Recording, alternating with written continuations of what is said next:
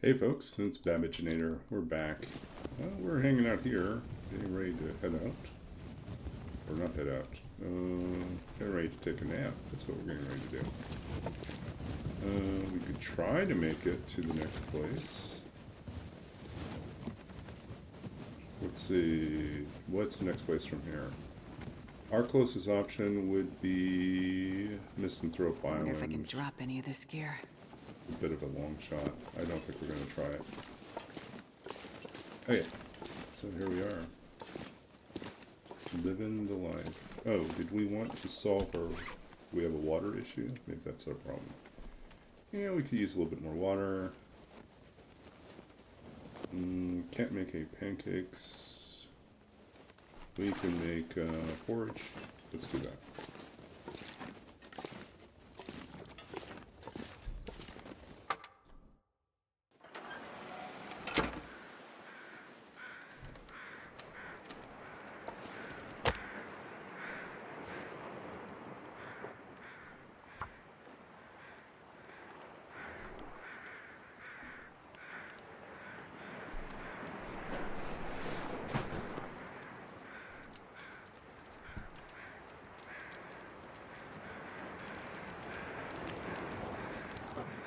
Perfect.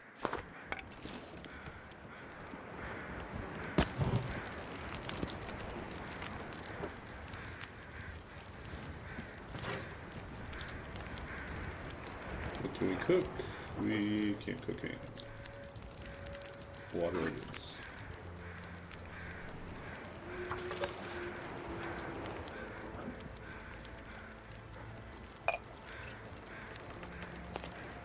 And this pack is getting kind of heavy.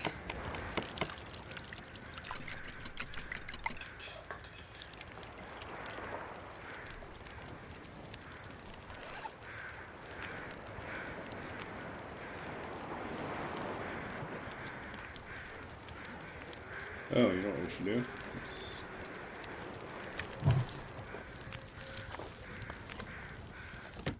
Put everything that needs secured downstairs.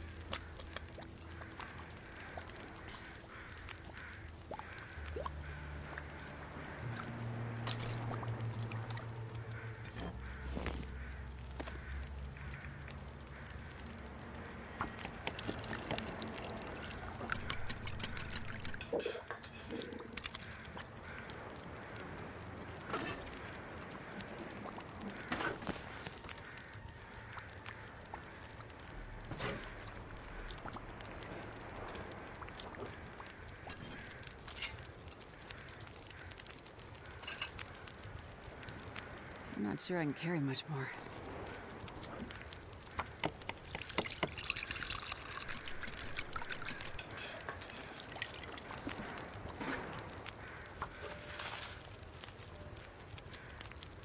So I had a pretty light day today. I worked for a few hours, but mostly the day out with my roommate doing a little bit of a trip to IKEA, running a couple other errands. Yeah, pretty chill.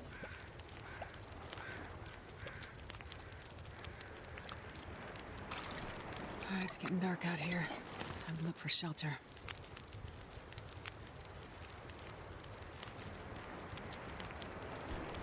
The torches. Use a few more. That.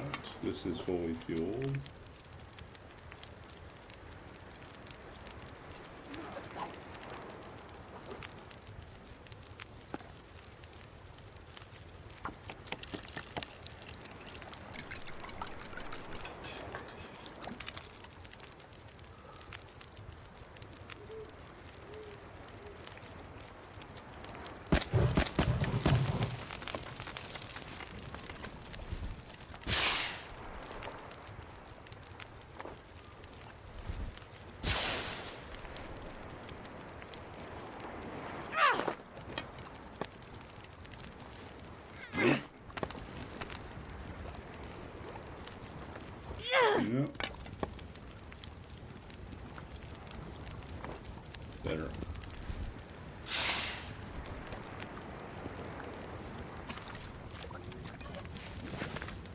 Wonder if I can drop any of this gear.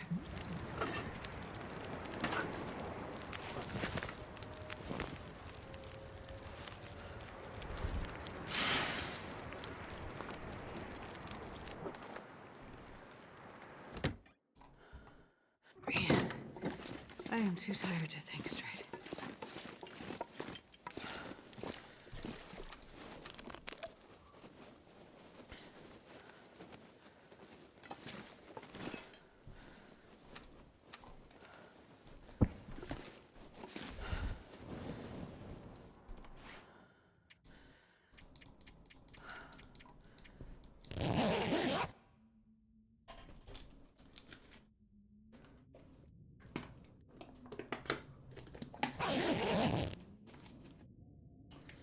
So I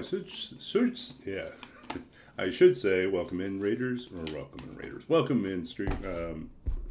Wow, I must be tired already. I can't even get this start right. Welcome in.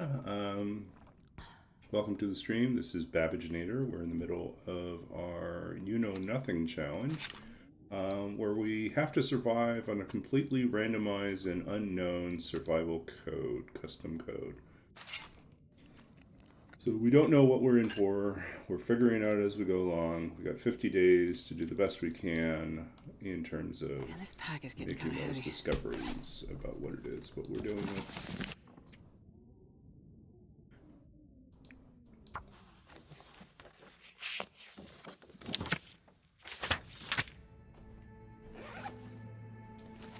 With this, we have 1 hour left.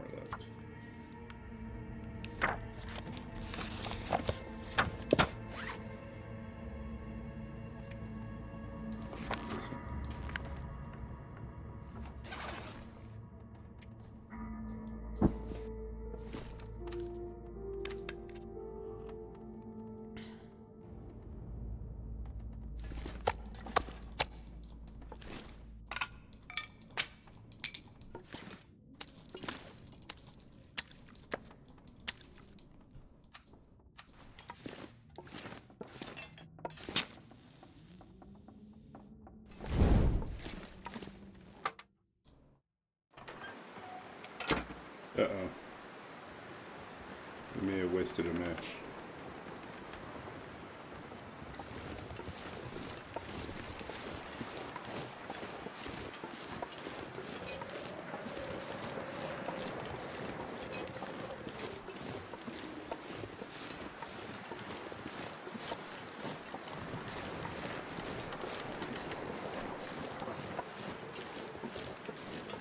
I'm not sure I can carry much more. Okay, we're moving along, moving along, moving along.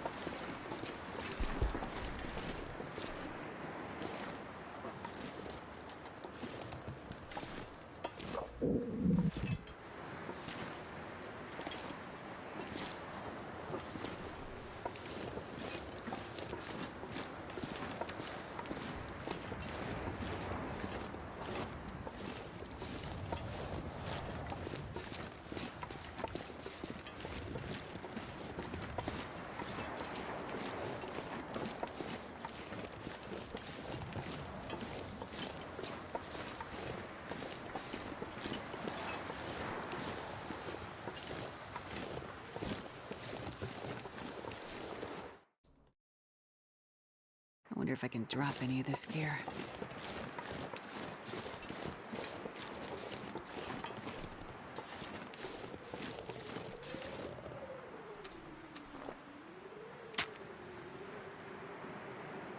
Let's warm up some teas. That'll at least be productive.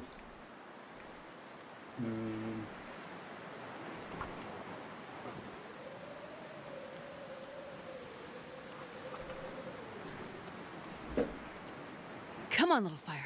Come on. Ooh.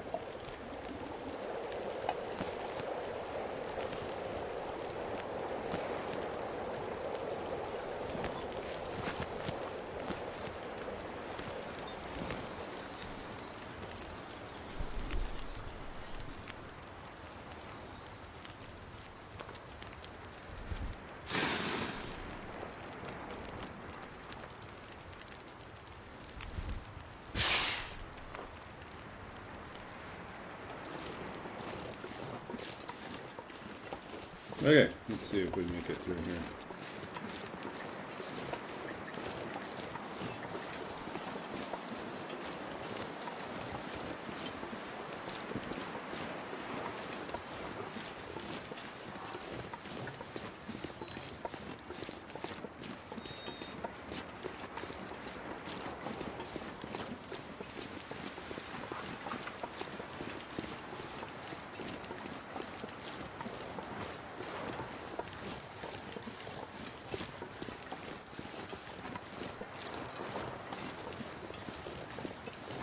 Yeah, not finding the hammer really has hurt us.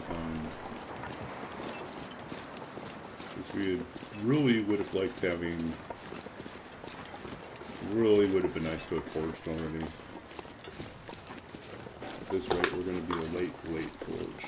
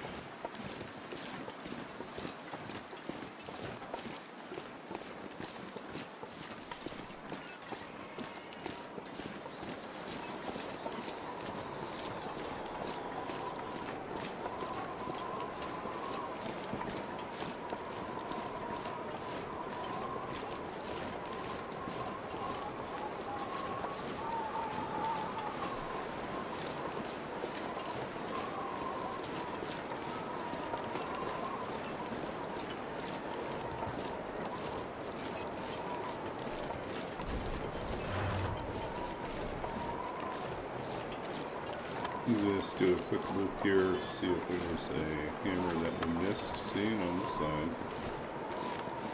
That'd be embarrassing, but we would take it.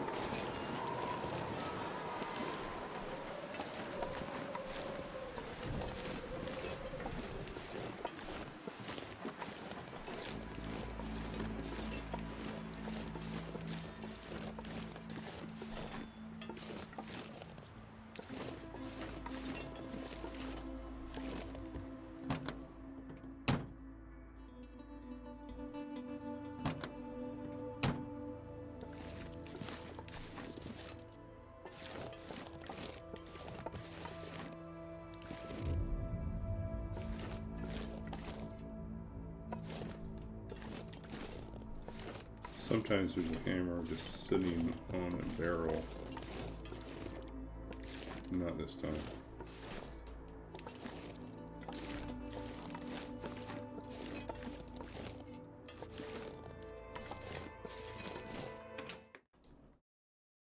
Man, this pack is getting kind of heavy.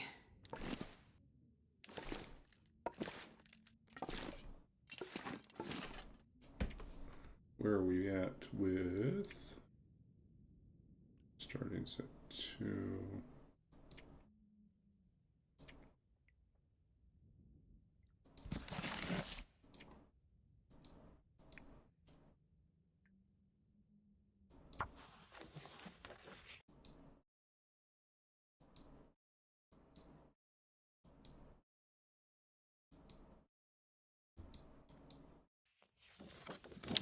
I'm starving.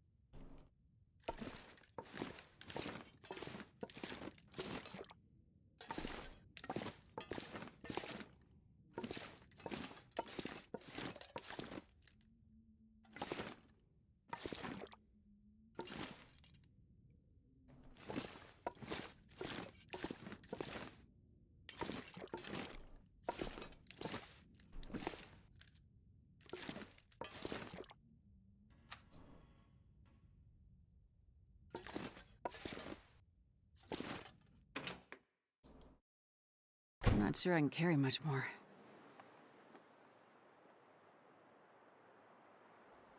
What are we gonna do?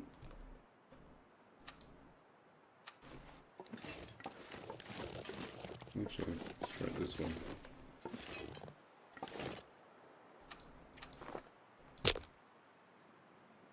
I think we're gonna try make it over to the islands.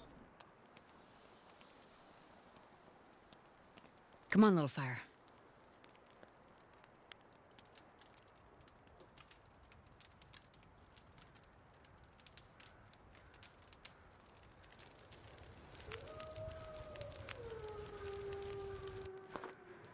Oh, yeah. That's a good one.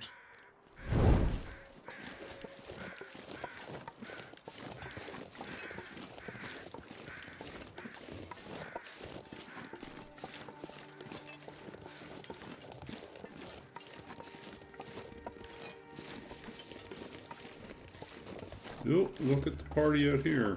Good party.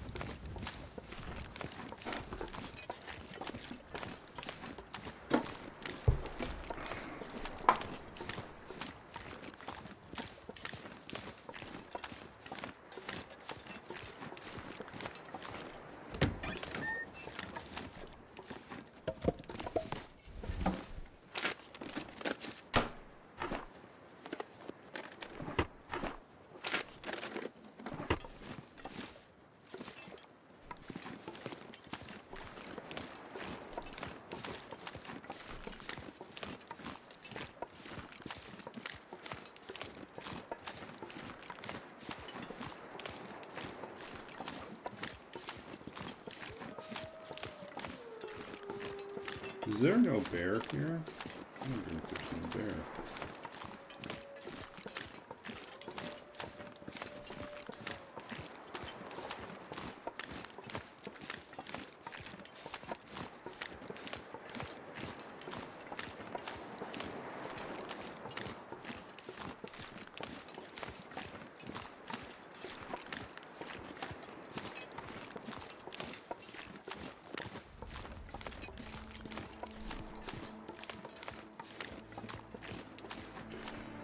Ooh.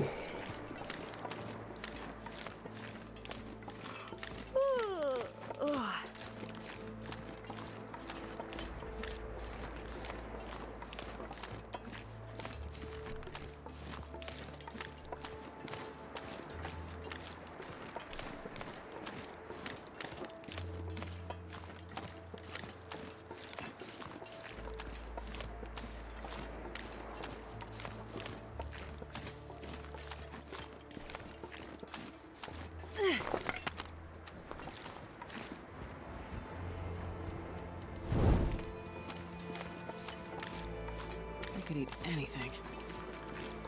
Nope, they're bones here. The bear's here somewhere.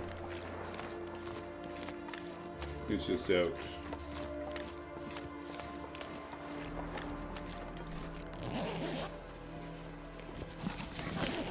On a trip.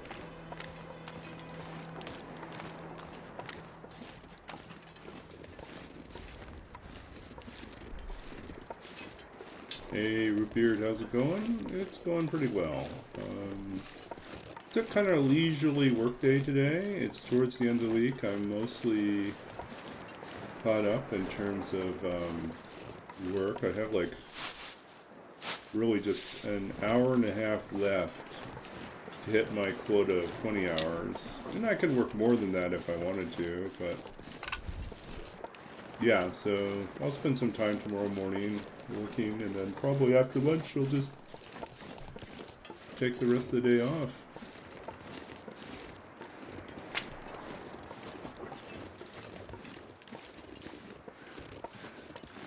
I was telling my roommate I don't think I'll ever have a job as flexible and as, you know, accommodating as the one I have right now.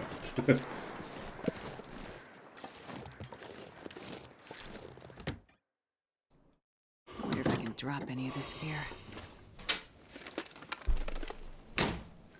It's like work on projects when we have them, and if we don't have projects ready to work on, create your own projects to work on. Work remotely. Yeah. Teach yourself as much as you can. Take workshops. This'll come in handy. I'm taking that. So yeah. Yep.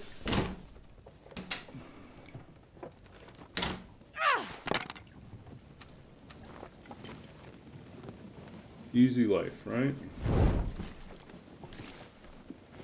Tomorrow is payday too. That's going to be nice.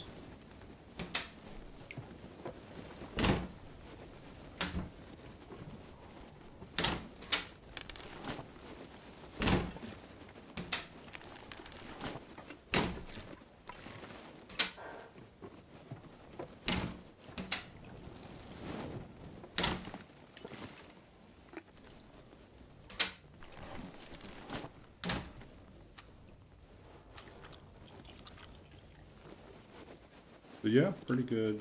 Overall, pretty good. I'm in the middle of a current personal training project that I'm doing right now is I'm trying to figure out how to convert. So I wrote so we have like that text adventure game that we wrote. But currently it just, all the output goes to the terminal, which is not very useful if you want it to run within a web page, or at least create something that's more more available, more accessible to more people. So one of the things I'm looking at right now is writing a version that will interact with a web page so that I could host it online somewhere. And basically the way I look at it is we'd have like This'll come in handy. input box. Let's see. We'll wear this. No, we want this. And then we'll wear this. And then cold. So there'd be basically one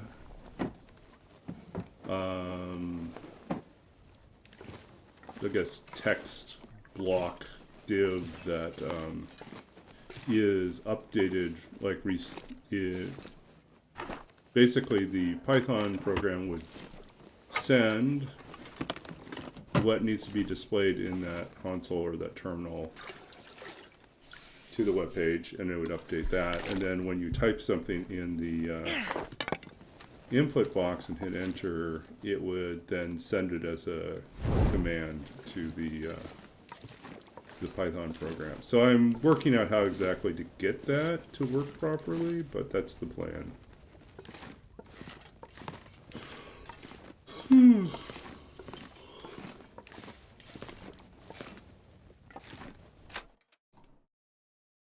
This pack is getting kind of heavy. Stay or go? I have no visibility.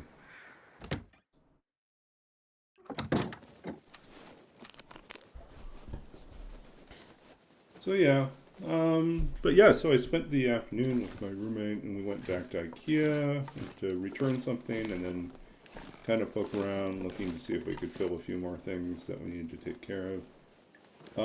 In the end we did, but we realized just how bad it was. IKEA this weekend is a long weekend, and it's also the weekend before school starts, so we got all these students in there. Yeah, it was kind of a messy Should I take it? Should I take it? We got some herbal tea. Oh, we got some reishi tea. We could survive if necessary. Okay, let's eat the bad dog food. Get it out of our inventory. Yeah, so, I don't know. We did the IKEA thing and we did the... Oh, I didn't get sick. Amazing. I'm not sure I can carry much more. And then tomorrow, our plan is to go and make a trip to Salvation Army to kind of poke around. And I'm trying to think what else there was. Oh, yeah, I think that's mainly it. I really don't need these.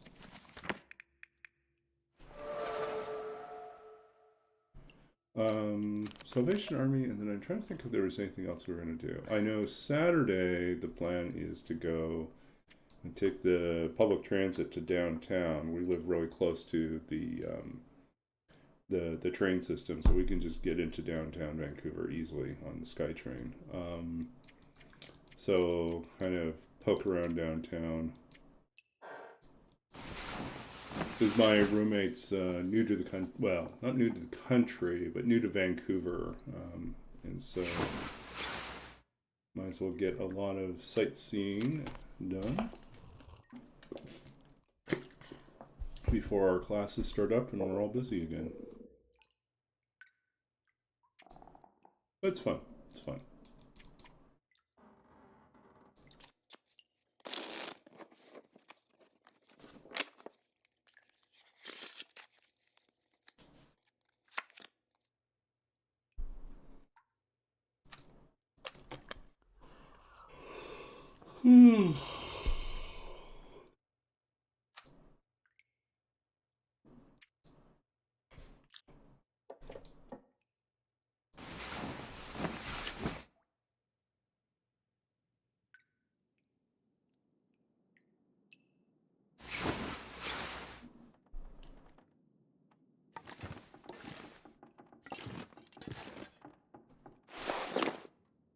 Okay, we're still missing a coat. Anything right about now. Shred this thing though.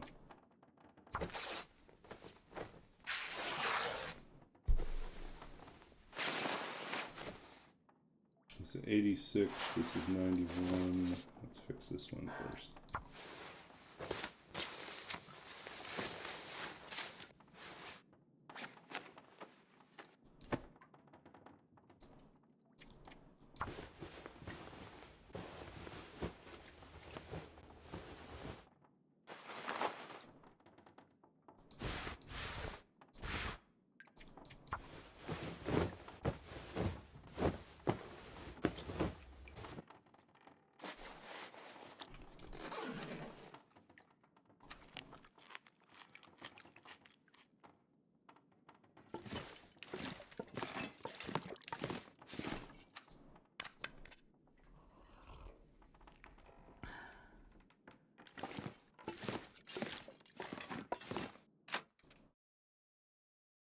If I can drop any of this gear.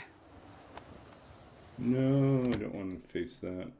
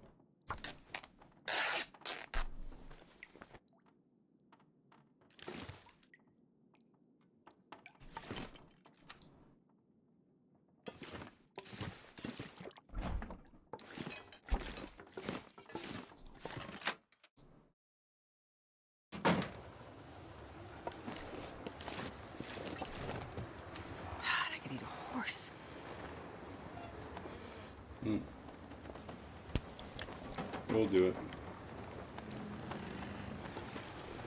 Buys us a little bit more time.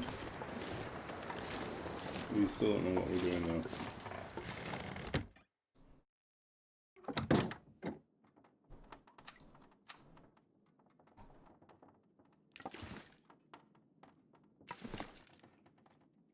Man, this pack is getting kind of heavy.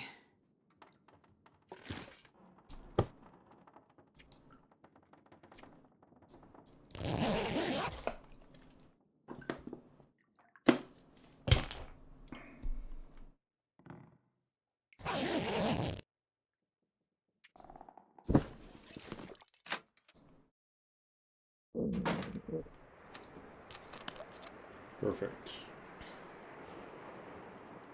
Time to get out of here.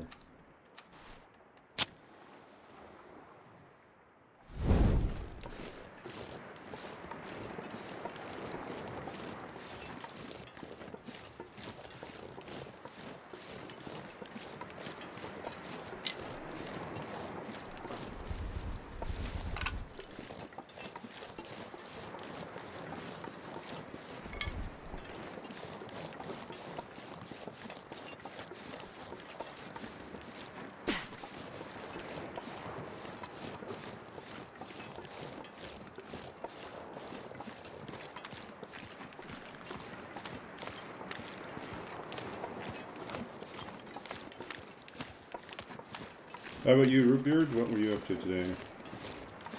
How was your Thursday?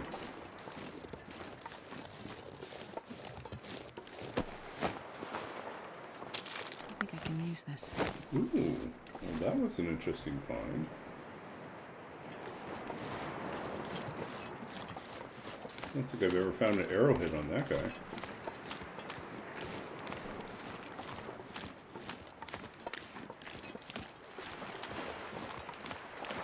I'm not sure I can carry much more. Is resting? No.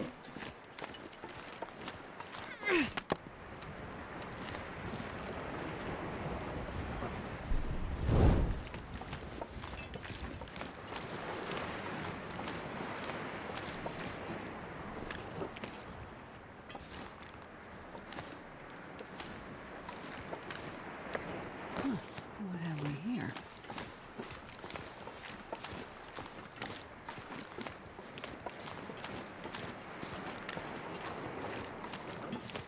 Okay, what do we got over here? Morning appointments, appointments. No.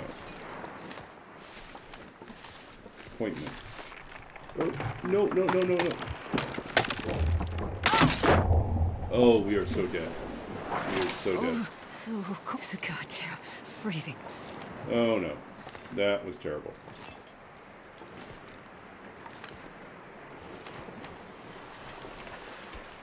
No. Okay. For a minute there, I thought we had also lost all our matches.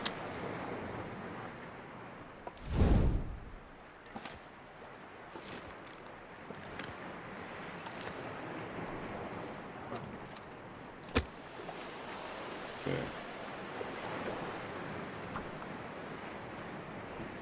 Gotta get hot fast.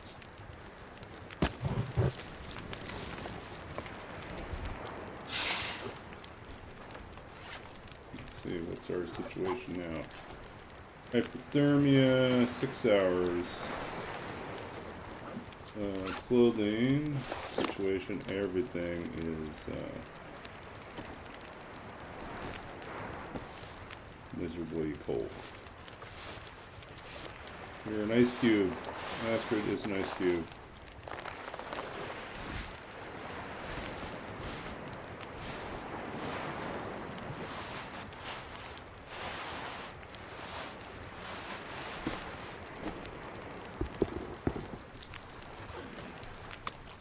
I wonder if I can drop any of this gear.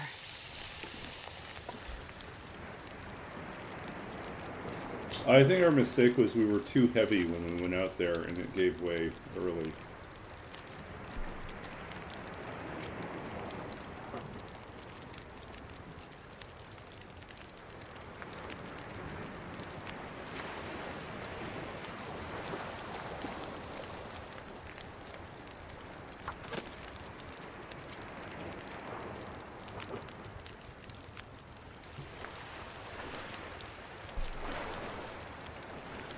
But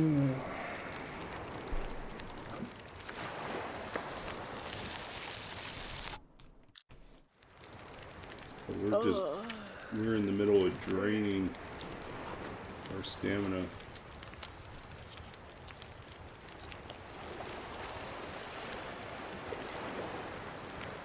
Guess we're making a lot of coffee.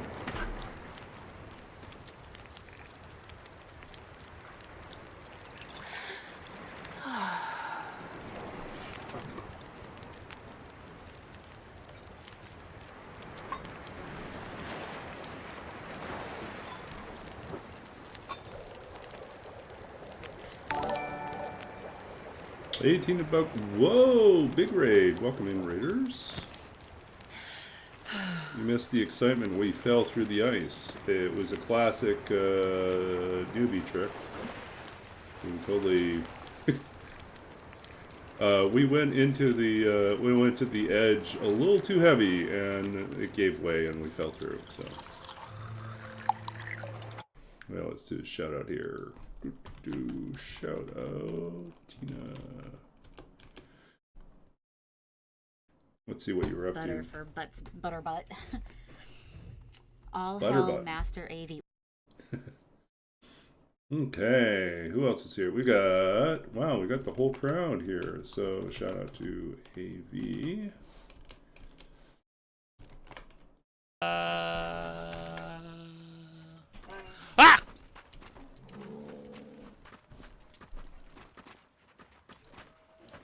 This is not helpful. What is it with me and these bears in this place? Let me get in here.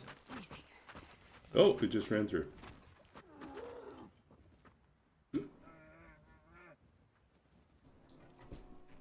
Fun. Dun, dun, dun, dun, dun, dun, dun, dun.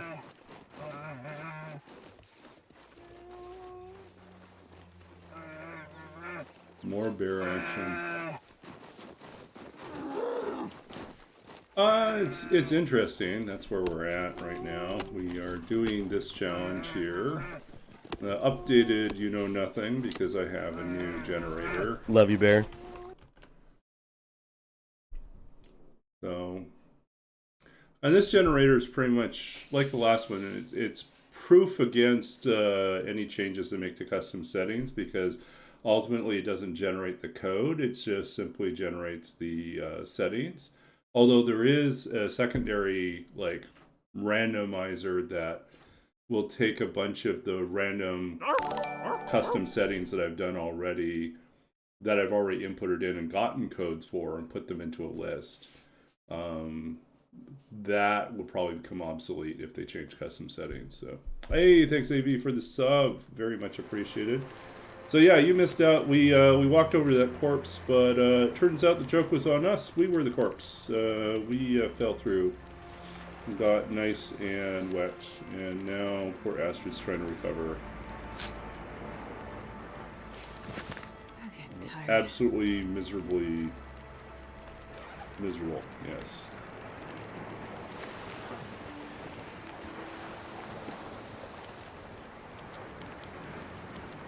Okay, 40 minutes here. Stuff's coming along. Oh, it's still pretty wet.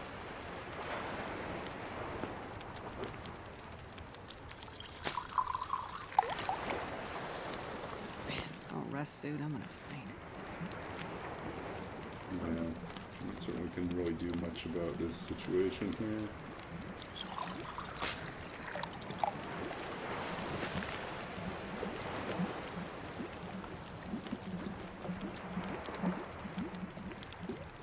I can lay down and have a little sleep right here. That would not be a prize, that's true. Okay, let's see what we have. It's already dried out enough.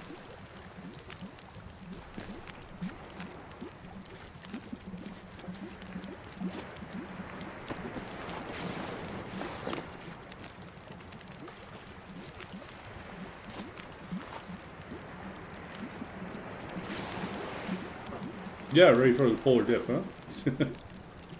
Ready to jump right in.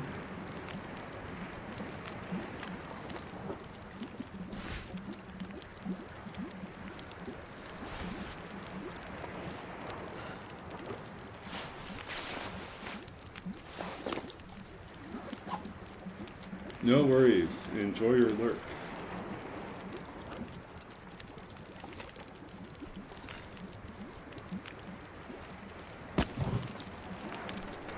Yeah, so overall this run is kind of interesting. I think what we've figured out so far is wolf spawns are possibly low to medium. Starting gear was medium, but baseline resources definitely are feeling like low. Harvestable plants, I think, are low. They've just been a little bit scarce. So yeah, that's where we're at right now. I think bear spawn is low. I've not seen that many.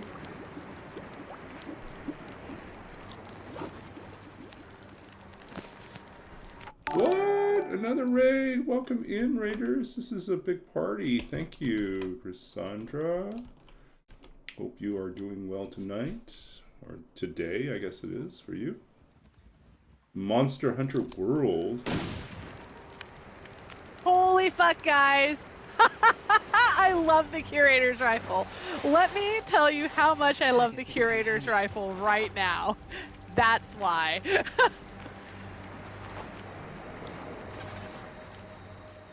Yeah, you missed us. We did a polar dip earlier when we tried to get that corpse and instead fell through because we had too much stuff. Bad planning on our part. We are cold. We're actually not cold. We're just exhausted. Taking damage from that.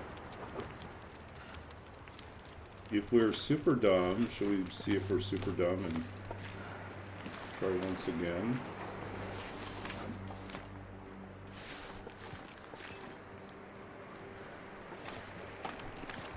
Yeah, it's too dangerous. Didn't want to do it again. It's like that would have been bad, really embarrassing.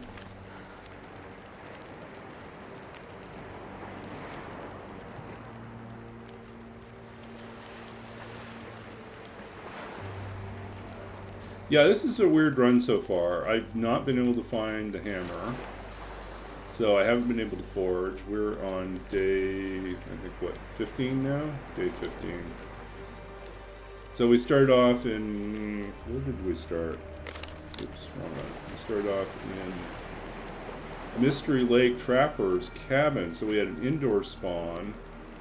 And then we went all over Mystery Lake and we didn't find, well, there's a couple places we didn't check. So we'll have to go back and double check.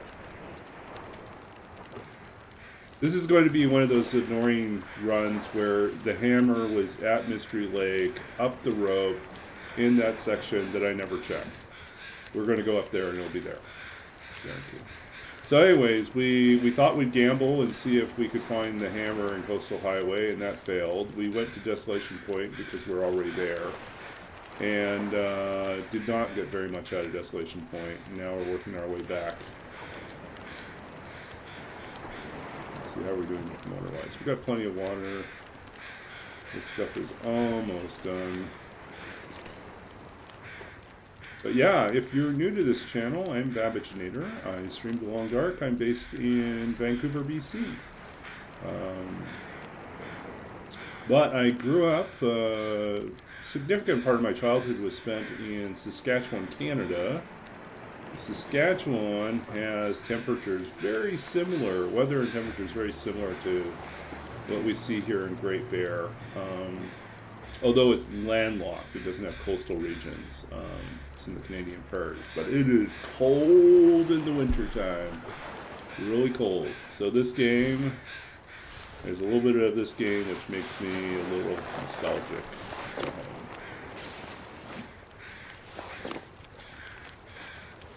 Okay, all our stuff is warmed up. We are exhausted, but not dead. Yeah, as you can see from some of the timed messages that pop up every so often, I am a writer. I'm the author of 2 books of poetry. I'm also an opera librettist, that is, the person who writes the story and the words that are sung or spoken in an opera. And so the last few years I've been doing opera work, which is pays a lot better than poetry work.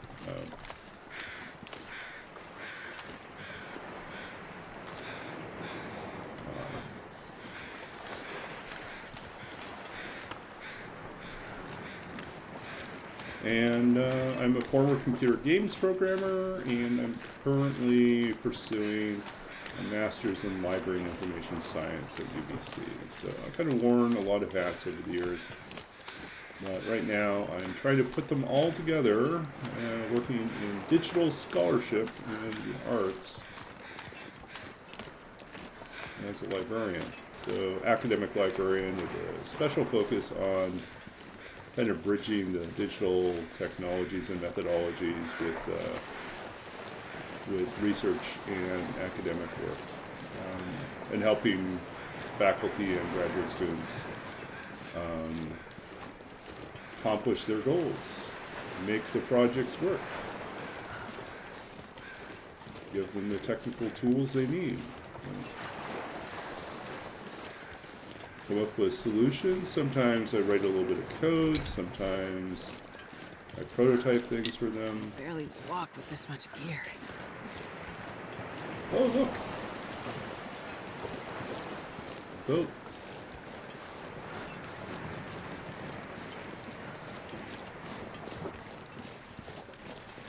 More fish.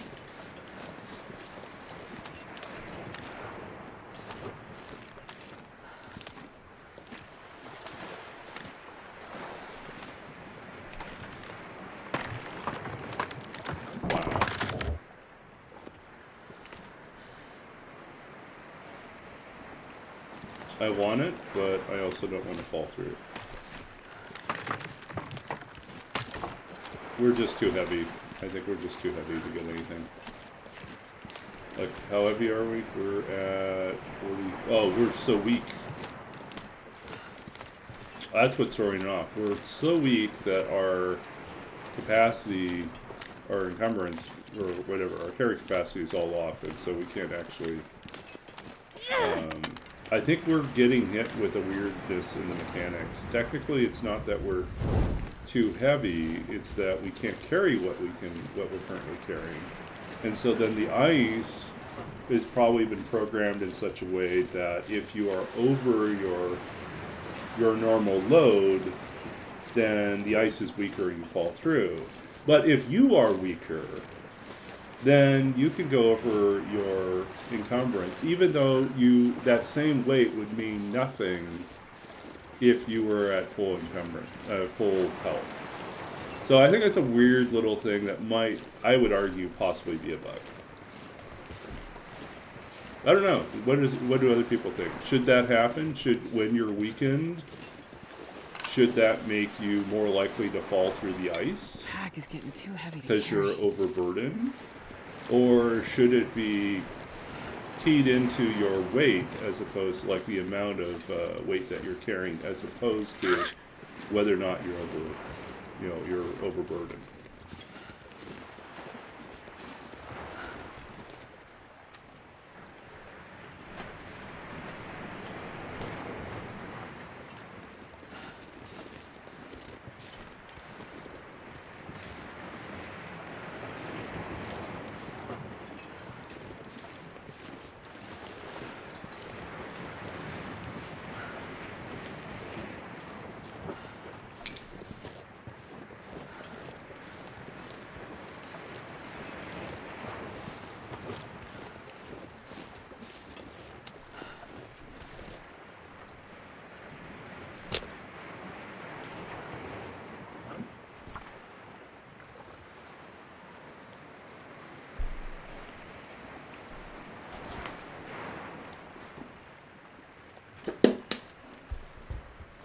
Come on, little fire.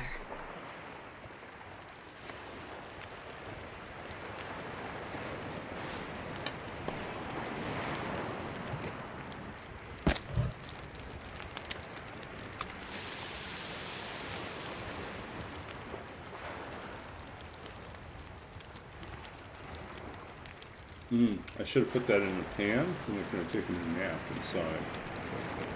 I still can take a nap, but a little riskier. But we'll do it. Go in, sleep for an hour. I'm not sure I can carry much more.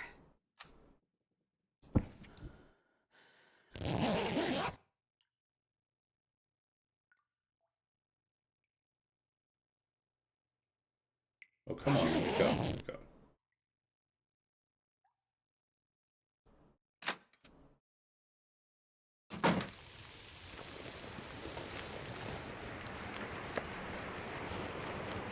That's perfectly timed.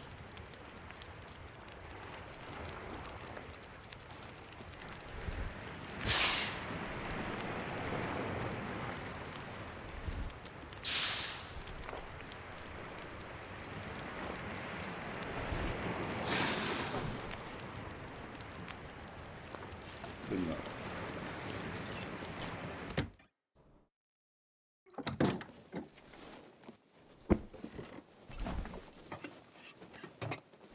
I'm so tired I could lay down right here.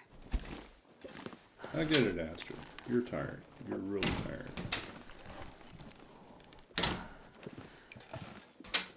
Oh, here we go. We make pancakes. Except for we drank all our maple syrup, so we can't make pancakes. Unless we find more maple syrup. That was your cue, cupboard. You're supposed to give me I wonder maple if I can syrup. drop any of this gear.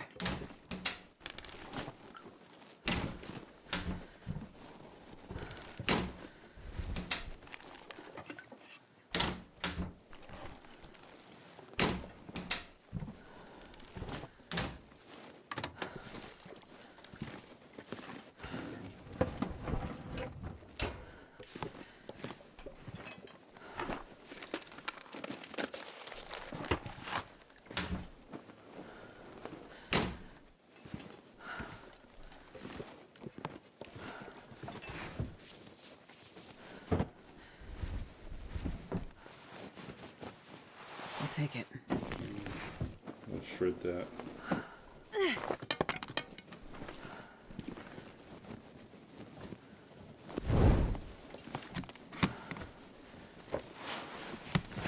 We'll shred that too. More water for us.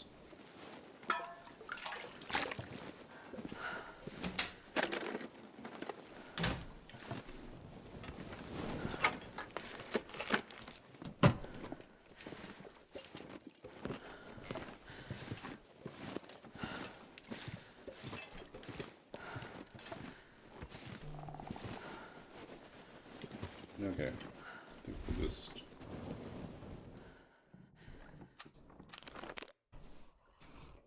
rest for a little bit here. I'm not going to be able to carry this load for much that's longer. not what I want to do. Don't waste our matches. Astrid.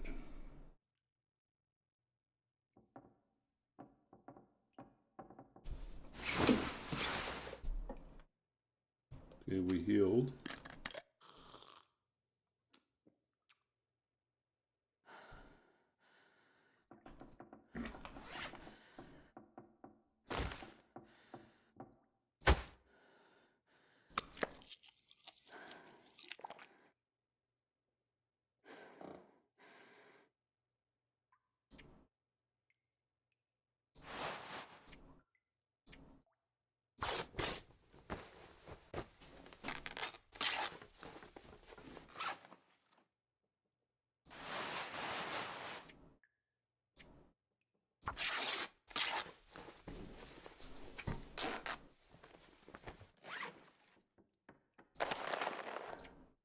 Nope, no water for that. Do a repair on this.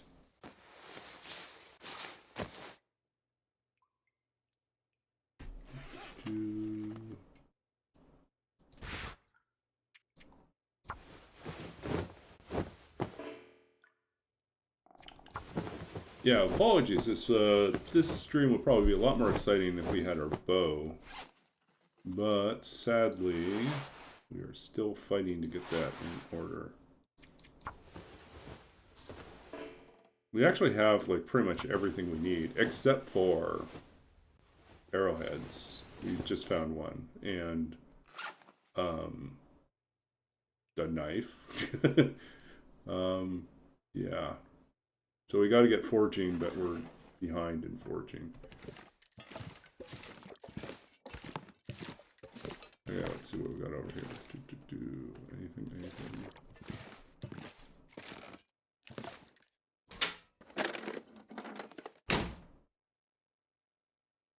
Okay. This pack is getting kind of heavy. What's our match situation like now? It's pretty bad. Yeah, we're down to 21. Now, that being said, we've got how many days left? We're at 16. We go for 50 days. We have 34 days to go. We need to find some more matches. We do have maglins, though, but the weather has not been particularly cooperative with that.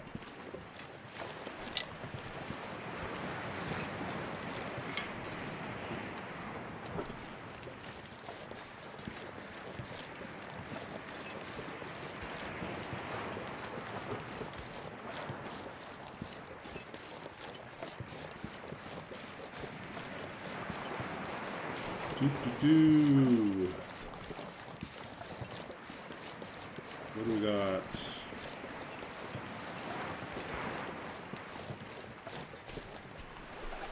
Currently, we're less than 10 over.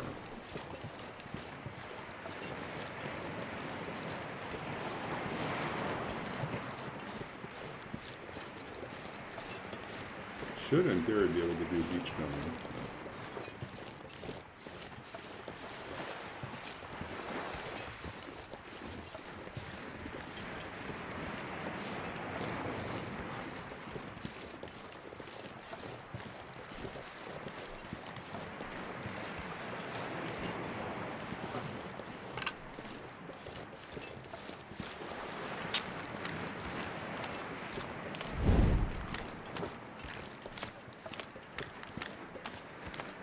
Because there's a chance we run into wolves.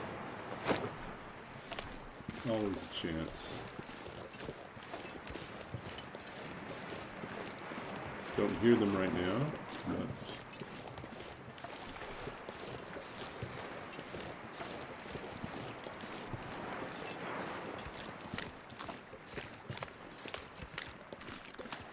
wolves are out there.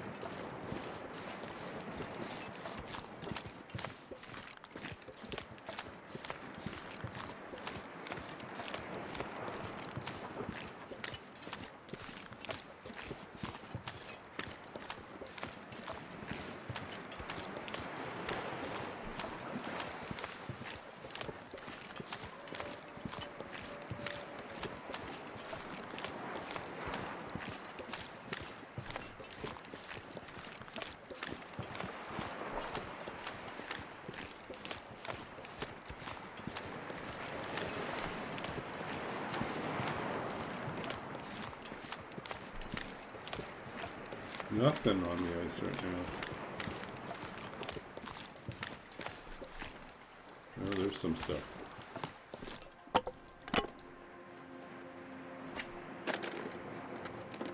This'll come in handy.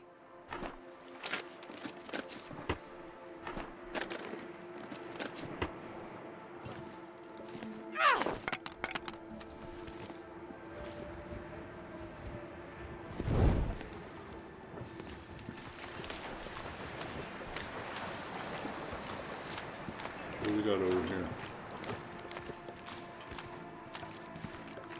Just boards. Not worth pursuing.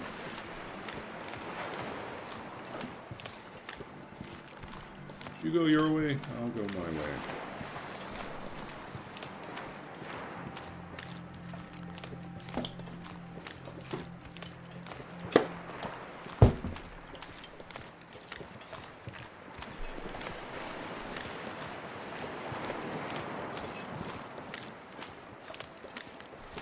So yeah, it's been a pretty chill day. My work week is such that right now I pretty much set my own hours, and I work remotely. And when I don't have pressing projects, like client projects to work on, then basically, I'm authorized to create my own projects to work on as a means of teaching myself and improving my skills in different programming languages and tools. So current project, so I caught up on all my other projects. So basically I've been going back to some other projects where I am, right now I'm trying to convert a project I did about a month ago, which was related to something, well, basically it was, whoa, that was scary.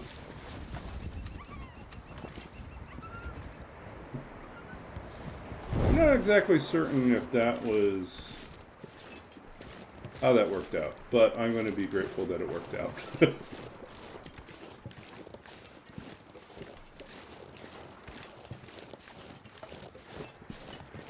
That was kind of a little spooky, a little scary. I come up over the edge, and there he is, quietly waiting for us. I'm not sure I can carry much more. But who's more scared, me or him? Hard to say.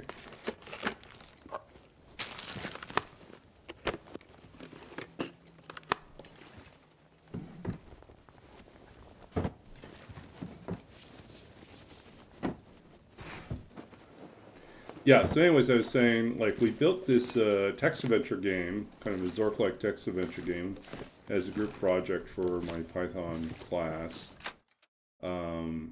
Our little team did. And the biggest weakness of it was that it was written to be run in Python. And it just basically, everything happens in the terminal, which means it is not at all... it's very limited in terms of how people can play it, right? They pretty much have to have Python installed in order to get it to work properly, and they'd have to have the libraries that are necessary to make it work.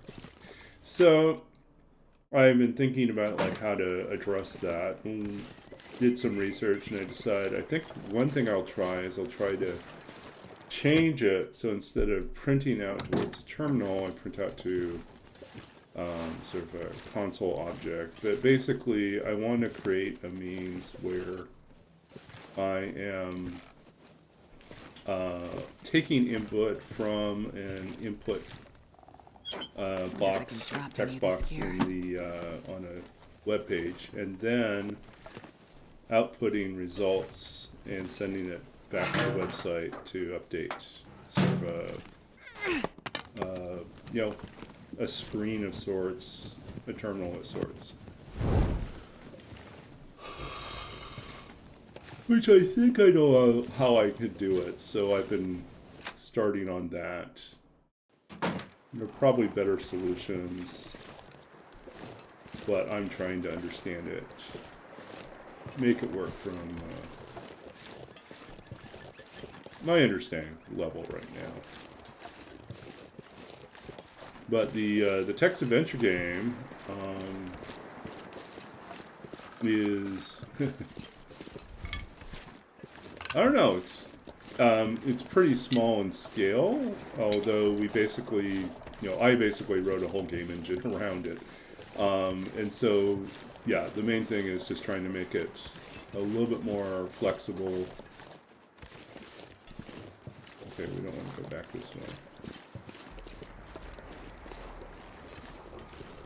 We want to go up and grab our cattails and circle back.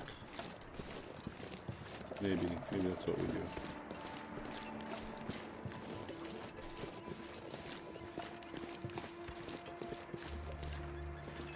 Man, this pack is getting kind of heavy.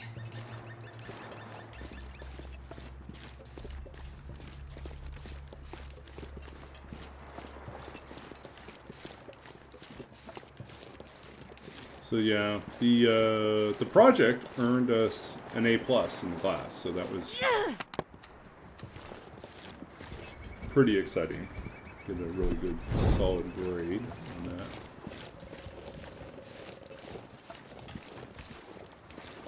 Oh, that's what I forgot to check.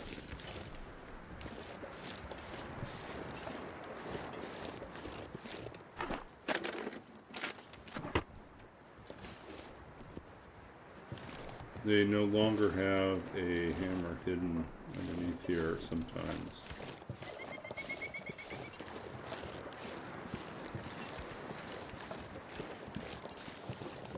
Oh, here comes the bear.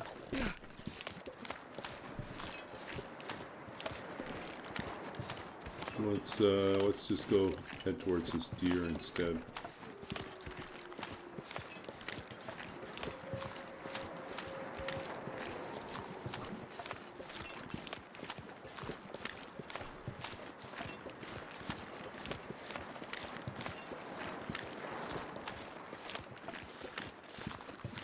But yeah, I demoed the text adventure game a couple weeks ago on stream, so people got a sense of what it was like. But sometime I'll do a deep dive into how it works. But right now, my goal is just to do a little bit of an overhaul to really make it a more solid engine, and also to give it the ability to you know, send its content, well, both to interact with the web page. Now I realize there might be a flaw in this plan, which is that it means that the current solution involves interacting with one specific web page, so it would upload the main interface to you know, to one of the, you know, basically my host, to have it hosted, and then just interact with that particular website. But that doesn't give us the ability to have multiple installations of it. It gives us the ability to have, actually I guess it could, but it would be only playable online. I don't know. So still thinking if there's a better solution.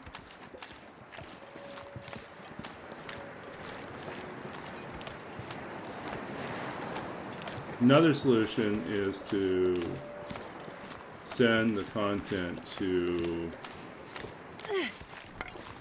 you know, an actual interface that's not a website. That actually might be better. Maybe I should research that a little more effectively. Like I haven't used like the Pygame library because we were coding everything from scratch, but I might look at what's available in some of the existing libraries to see if I don't have to, if I can avoid having to duplicate work. Except duplicating work is one way that you learn, right? You just build it from scratch and then you say, oh, someone else already did this and did it better. Tied to Twitch API, make it a chat MMO. I actually do want to write a chat bot of some sort. So that is on my list of experiments. I did start researching that this week as well, and so that may be another project, is to write a Twitch chatbot.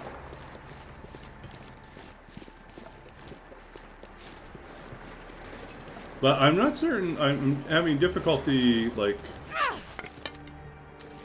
you know, I'll have to think about how you would make a chat MMO.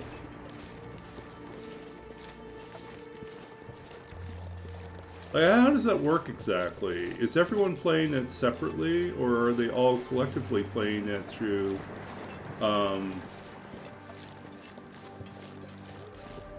Hey, Roller.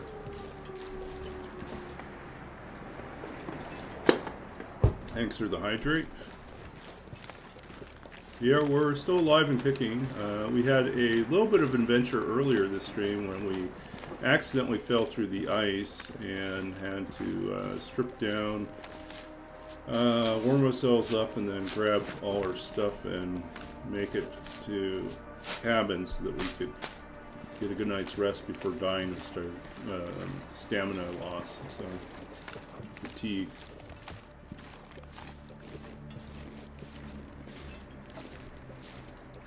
Like the Days and Muds? Yeah. I mean, like, that actually might be interesting to think about how to make a Twitch mud. You know, a Twitch bot mud. How would you do that? I don't think you could, but I think you might. Well, I don't know. I'll have to think about it. We're getting into muddier territory. Yes, it is. It's muddy. So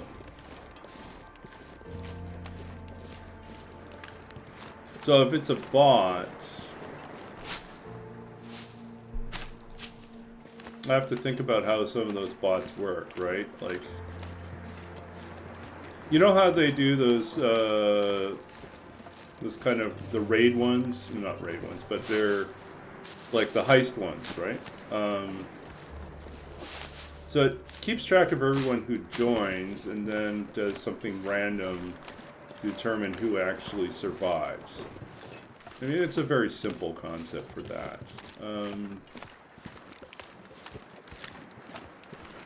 So everyone makes a choice. Well, like, I guess in those bots, basically, the one thing you do is you interact and say, yes, you're joining in. But there's no other choice beyond that. It's, yeah, so would it be a Twitch bot in which the outcomes are all RPG related? Is that how it works? Yeah, it's just like, instead of having one outcome, there's like a whole bunch of different possible outcomes and they're all RPG related. And some of them you'll do, like, do we change our currency into gold pieces? To GP, you know?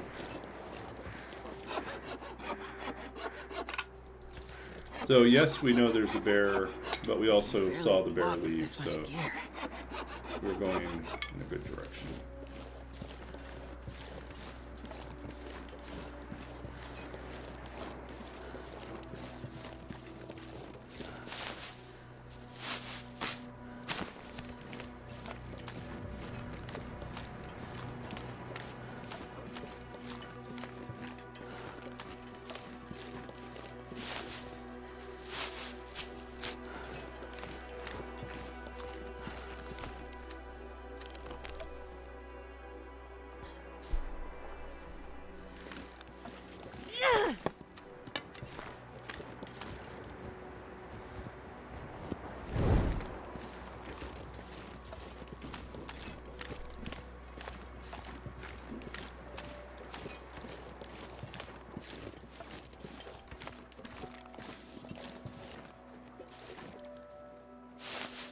Okay, soup cans.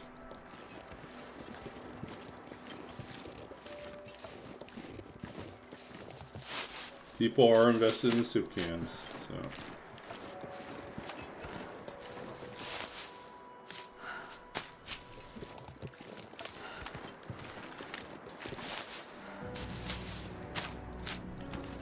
And maybe it's like called Tin Can Hero? This pack is getting too heavy to carry.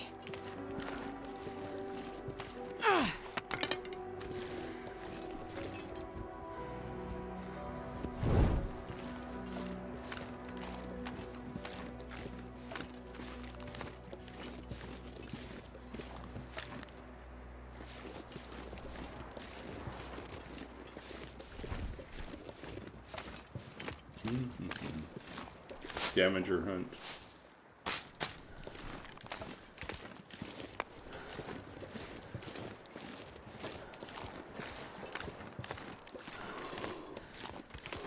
I guess we could always write something that's kind of a TLD themed, like survival themed chatbot thing or chat game.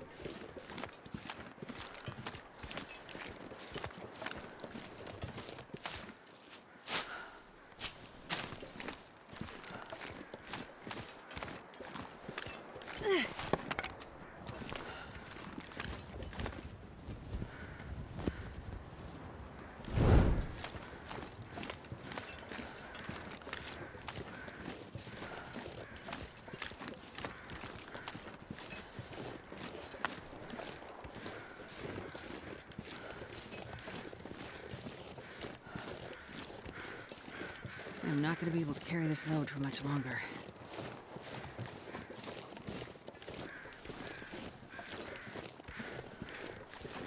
Something's dead over here. Or you did think.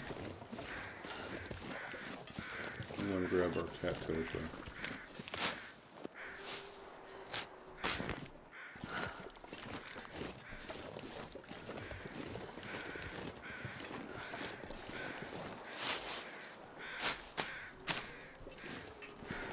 I bought a new lamp while I was at IKEA as kind of an impulse buy. Although it's currently not in this room, it's in the dining area, like on our little tiny dining table. It's an IKEA lamp that it's for a kid's room. Basically, it looks like a mouse and it cycles through different LED colors. But since so much of my stream has like this cat theme going on, I figured it might be fun to have a mouse as well. So that mouse lamp may show up one of these days on screen in the background. Do we like wondering, why is there like this cycling color behind Babaginator? And it'll be because the mouse is present. Actually, I don't even know if it's truly a mouse or if it's like some sort of standing weasel. But little ferret? I don't know. Something. Yeah, we're running low on torches here. Probably should make some torches.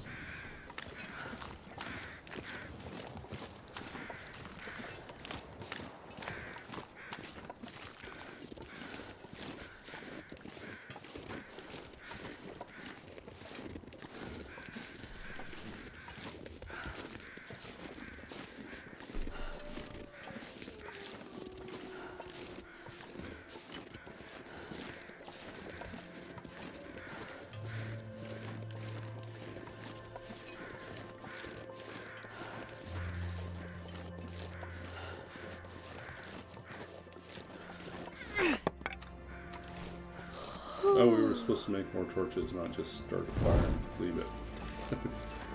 Clearly not thinking straight. Try that again.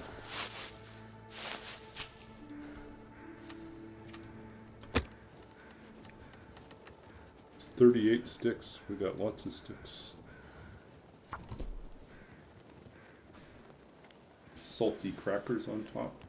Yeah. Ooh.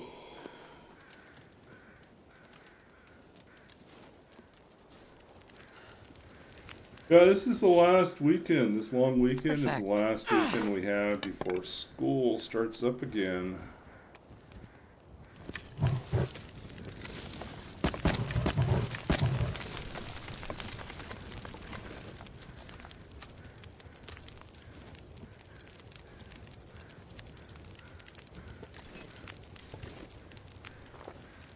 Where are you teaching this fall, Prof?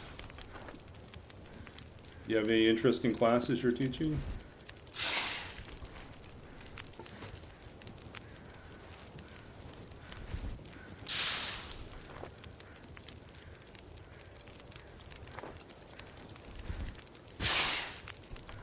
Since I have a large captive audience, I'll show you something that people always speculate if there's a complete randomness to how you can get good torches out of a fire, or if there is a system to do it. And my research says that if you look for this particular angle, right, where you get this, look at the fire in this way, and you look at where the two logs meet, roughly at that center point there, you can pull a pretty good torch. And in fact, if you get the exact right spot in there, I can barely walk. you can with get this one much that's gear. at close to 50%. So, and you can do that pretty consistently. Why is that the case? Well, it's because, my speculation is, it has to do with where it estimates the hottest point in the fire to be.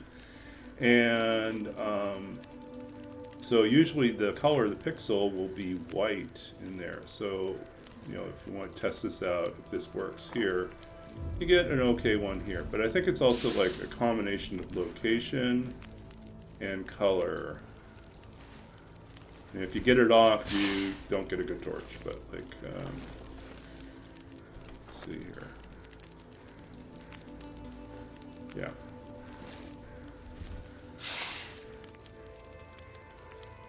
You're footloose and fancy free.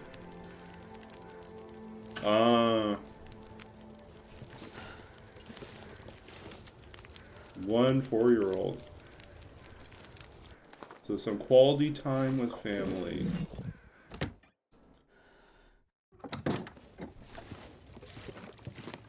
You get to stream more or less?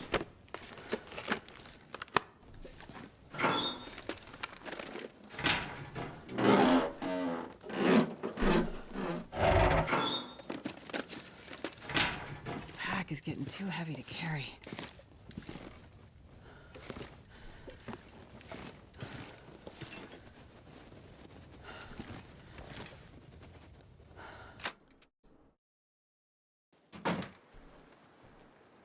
Still got time here.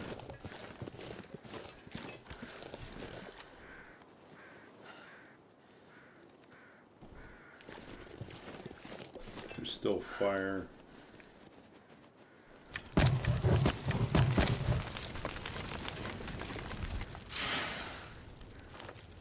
Let's put the, oops.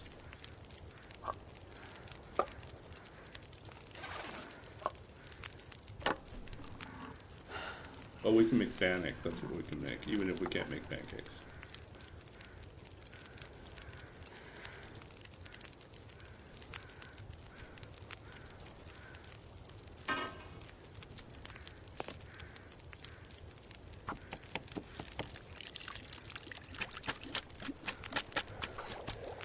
Still new and exciting territory. Yeah.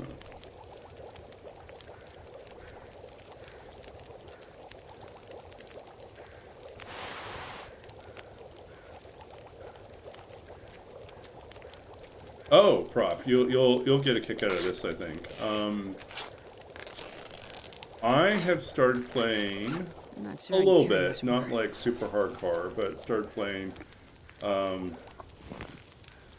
Wizardry, Proving Grounds, The Mad Overlord, the remaster of it that's with 3D and stuff like that. So that's kind of classic. You know, that's the beginnings of the computer role-playing game. And it's one of the first, I mean, it was like the first computer role-playing game I ever played. So it's kind of cool to have a chance to go back and revisit that, but with brand new graphics. And hello, another bot. Goodbye, bot.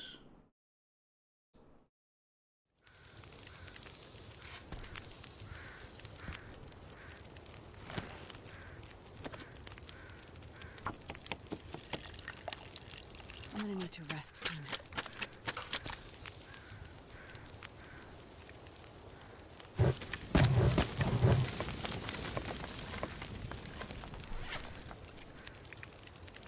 Don't need this one.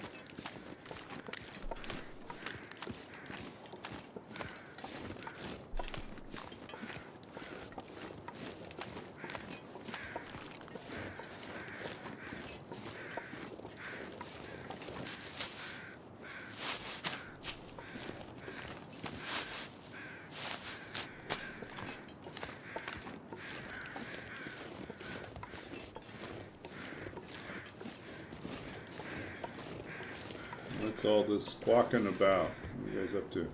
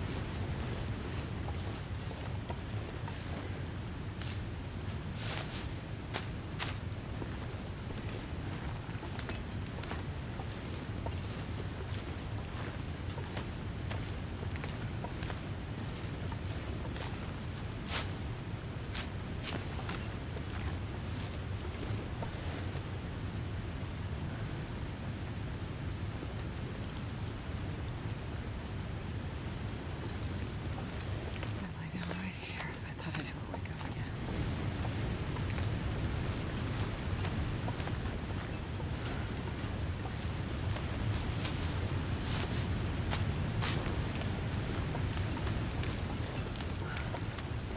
Okay. I'm gonna head on up.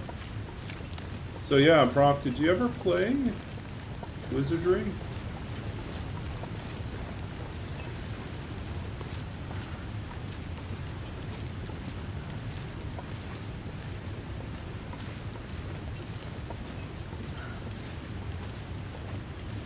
Came out in the 80s? I think it was the 80s. Yeah, it was the 80s.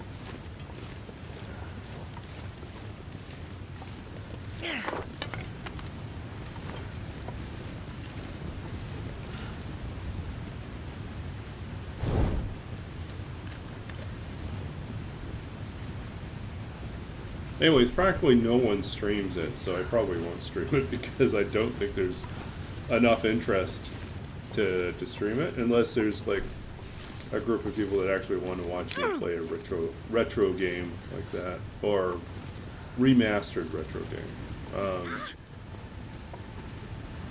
What's cool about the remaster is they fixed some of the bugs that were in the original, but they built the whole game on top of the existing game code. So you can actually see in the lower right corner, the old, like you can see the display back when it was just this really limited wireframe thing that they would show you,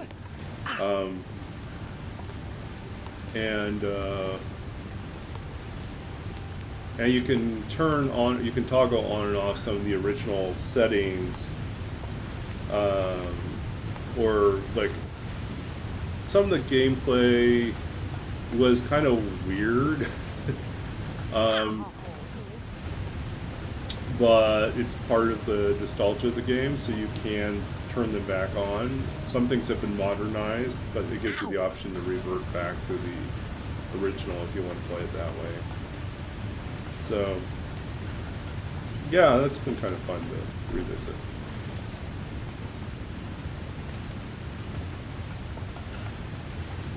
Yeah, it's like last year they released it, and I think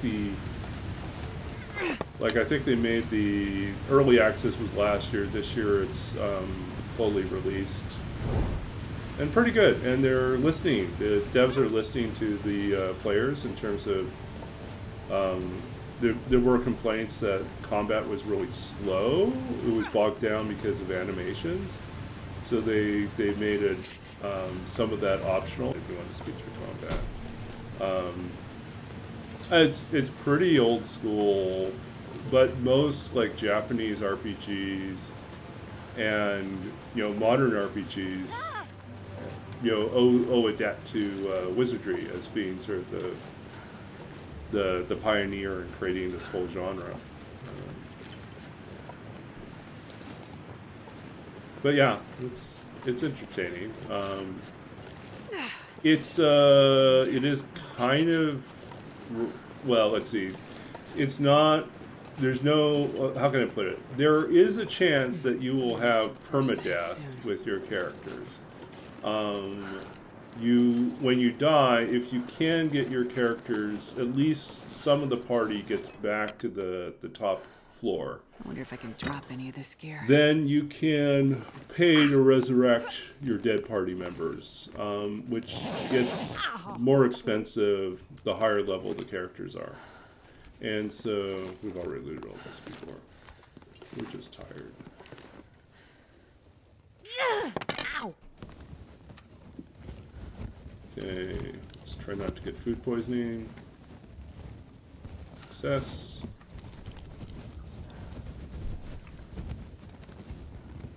Anyways, they were having a sale on for Wizardry earlier this week, and so I think it still might be on. It was 25% off, and it put it down in a range I was willing to pay, so.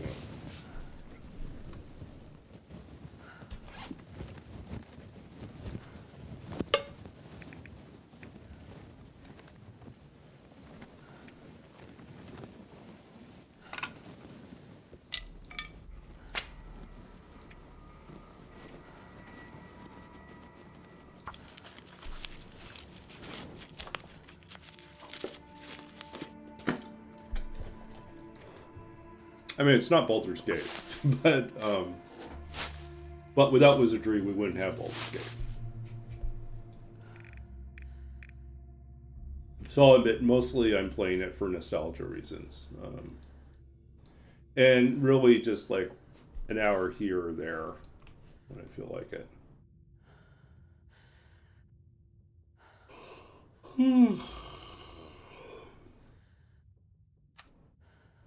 Ooh, Divinity 2. Yeah.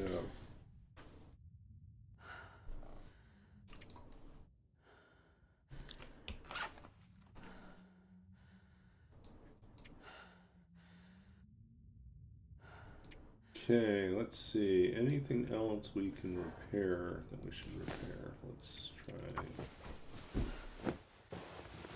repairing those.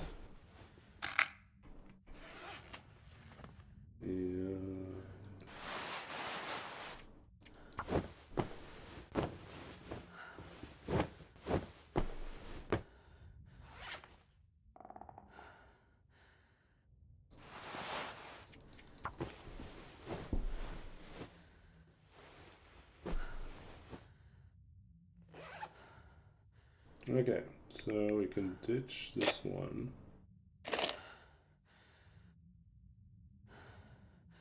This is only a 50-day run, so we're not going to use most of these, especially since we still haven't forged, so.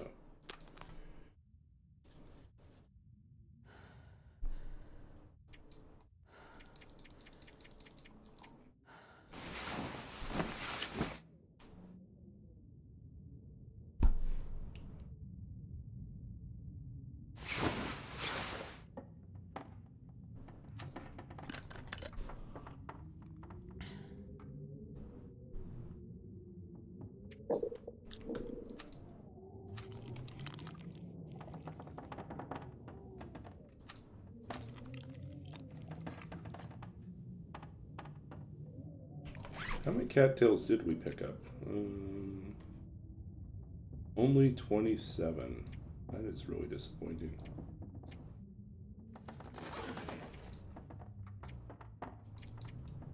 We are definitely in low harvestable plant territory.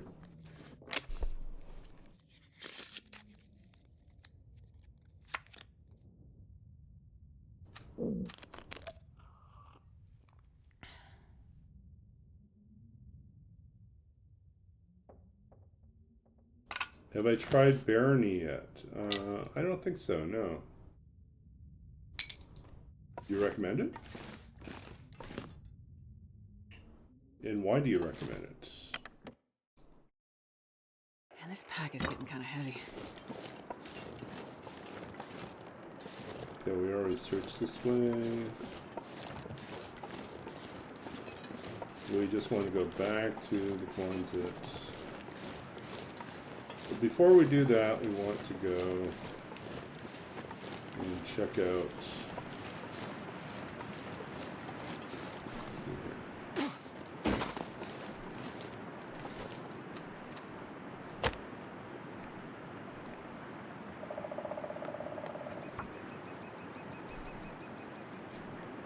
We want to check out the lookout tower. Come on, little fire. Come on.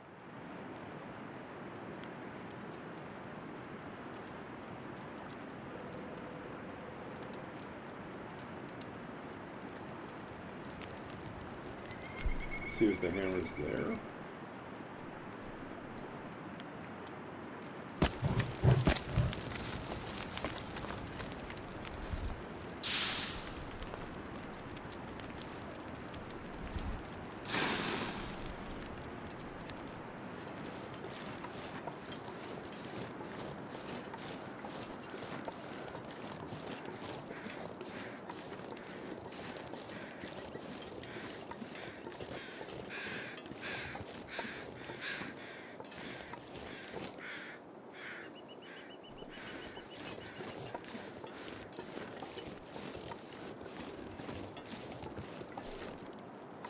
Okay.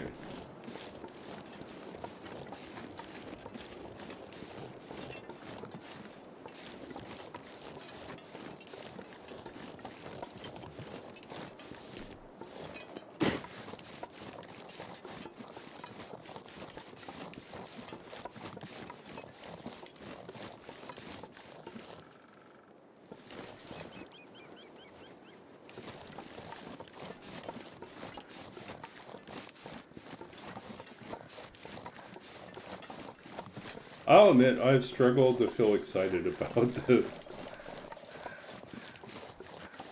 3D dungeon crawler roguelike up to 4 people co-op. Interesting. 13 classes to choose from. Wizardry has, I think it's like 9 or 11 classes. But some of them require a lot of ability scores. You know, your ability scores have to be very high to qualify. So some of them it's impossible to qualify for, you know, at the start when you're generating your character.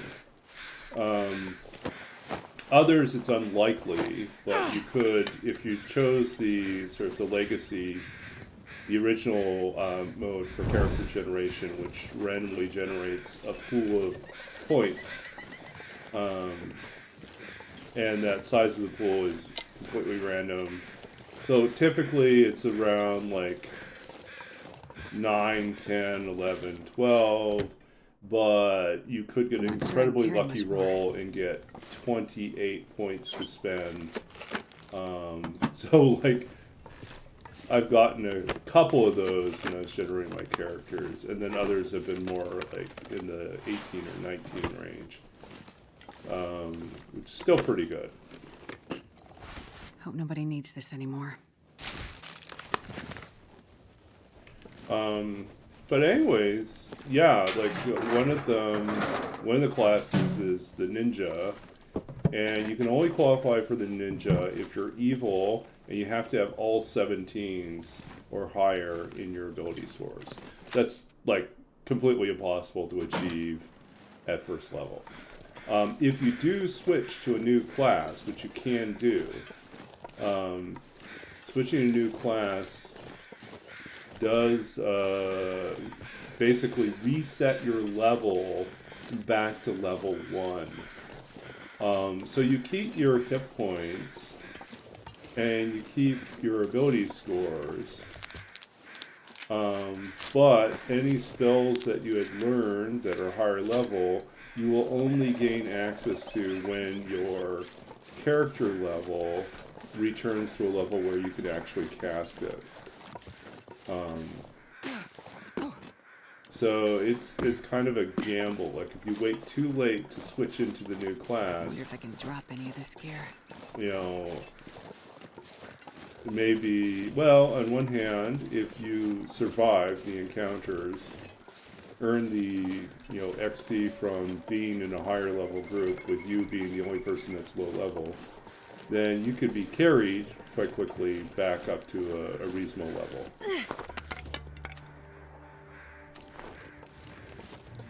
But anyways, it's been kind of fun. It brought back a lot of fond memories for me of my childhood playing that game. I don't think I ever beat the game. I'll be perfectly honest, I never beat the game. I just enjoyed playing it. My tendency towards wanting, well, it was like, and I think often this is the case where I don't necessarily finish games. There's only some games that I finished completely, just because I enjoyed, or was, how can I put it? I either enjoyed the game enough, or I was determined to finish it, because I had already sunk in so much time into it. And so I played through, I think, all the new Tomb Raider games, except for maybe the last one where I didn't get around to finishing it. And then I also finished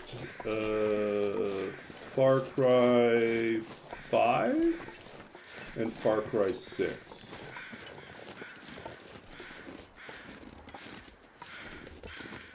Trying to think what other recent games I've played all the way through. Oh, and Grim Fandango, not recent at all, but I mean, I've finished that game multiple times because I enjoyed it so much.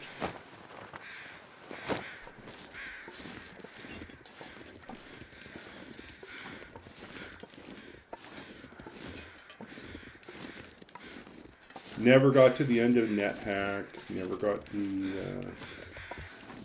what else? Oh, I finished like some other games. I need to find food. If they're adventure or puzzle-solving games or mystery games, I usually finish those. Like where the storyline's important, I'll usually finish those. Okay, we're going up here. We're going to see if we can find the hammer. Like, is it lying out here somewhere? It is! Look at that. Oh, so maybe next time we're going to go, maybe reverse course and go back to Desolation Point, or do we give up and move forward? I think we grab our stuff from Quonset and we just head to Forlorn Muskeg to forge. Because we've already been through Desolation Point once. We'll be out of food in no time if we eat our way through our own food supply just to stay there. Yeah, I don't think it's worth it. I think so too. Yeah, I think it's really hard to pull off. Okay, so what do we want to do here? NetHack was fun. Like, I played Zang Band as well, and Moria, and a few others. Again, never really finished them. Played enough of them to fall in love with roguelikes, to fall in love with random generators, and creating computer games, you know?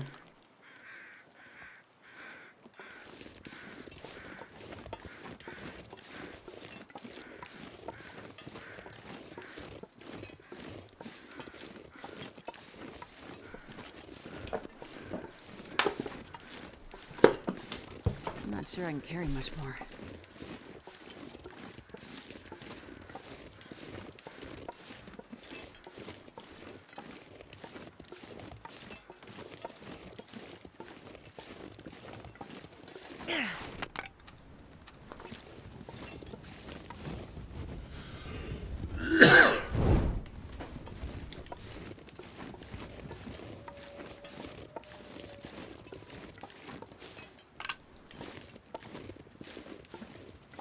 Yeah, I know. It was great. I loved Zangban, all the different towns.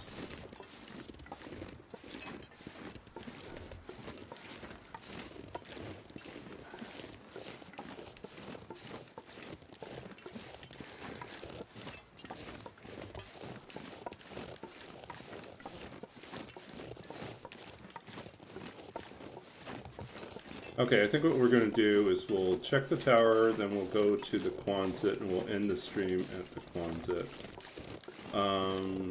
Well, we'll wrap up with a poem or something. Yeah, exactly. That's what it was.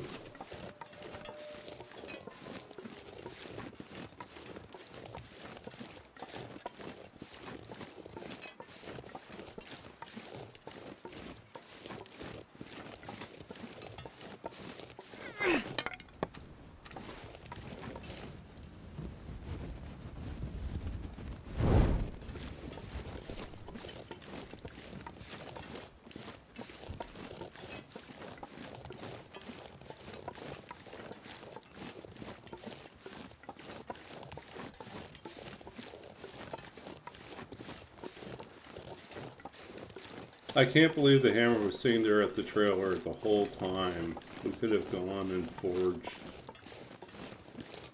Why didn't I come up here last time? We came in. That's what we should do. From now on, if I'm coming through Coastal Highway, I really should choose the path where we come in, if we're coming in through the ravine. We get out of the ravine, we arrive at the top there, and then we, instead of coming down early, we should really look for the switchback that lets us come up to this section instead. Just so we can check the trailer, see if there's a hammer there. Then come up here and check out this tower as well. And then we'd be taking a path that would eventually lead us to the ones that, so it all worked out. It's just need to have a better system.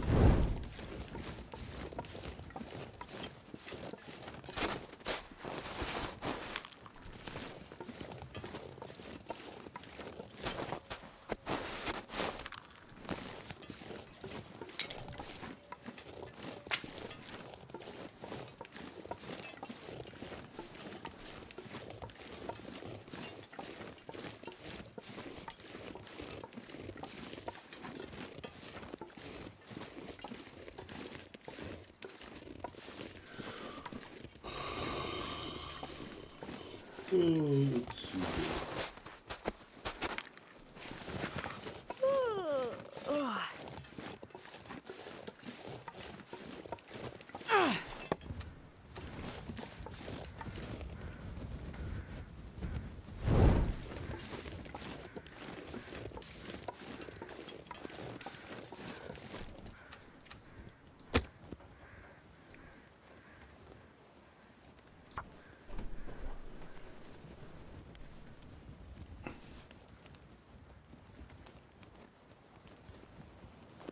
Come on, little fire. No, didn't work.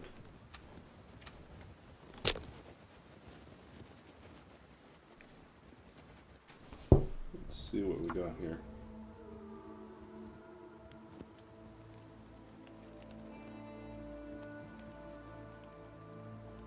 Come on, little fire.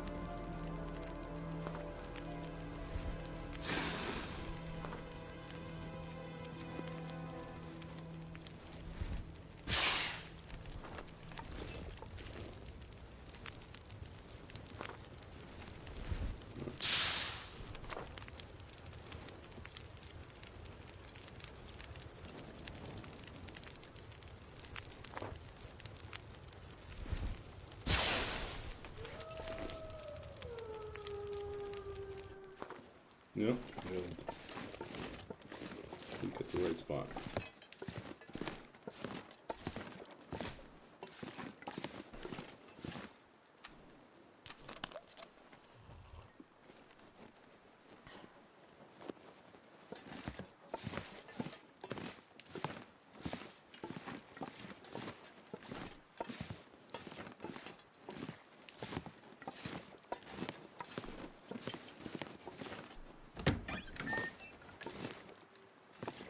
Yay, more matches.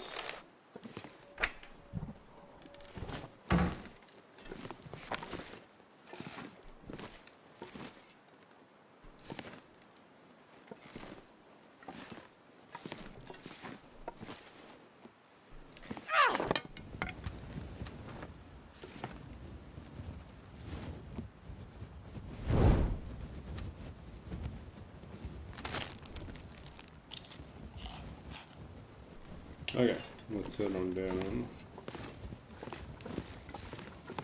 One said, here we come.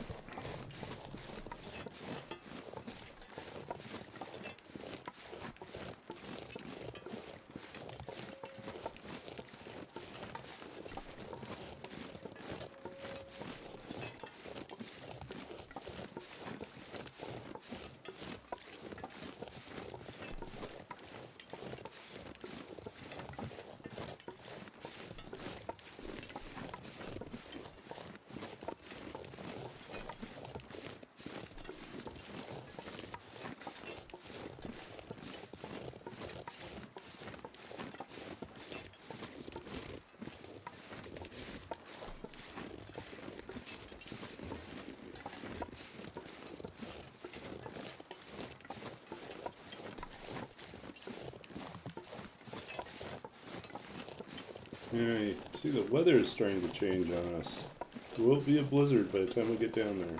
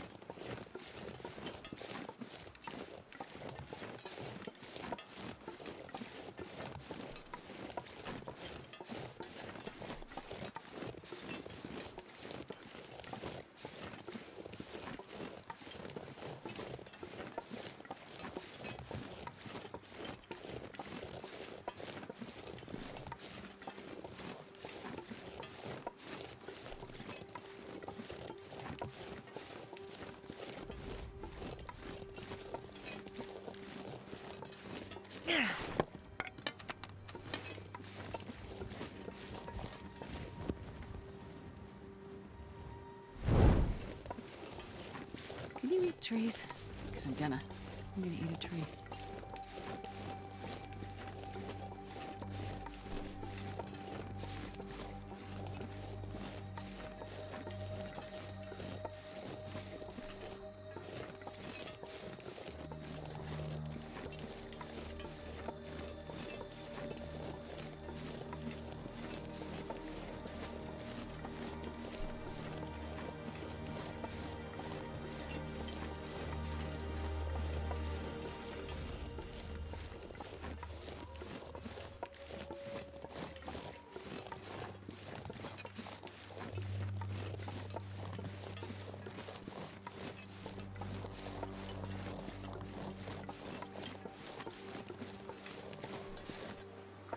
The wolf up that way. And wolf over here. Go away, go away.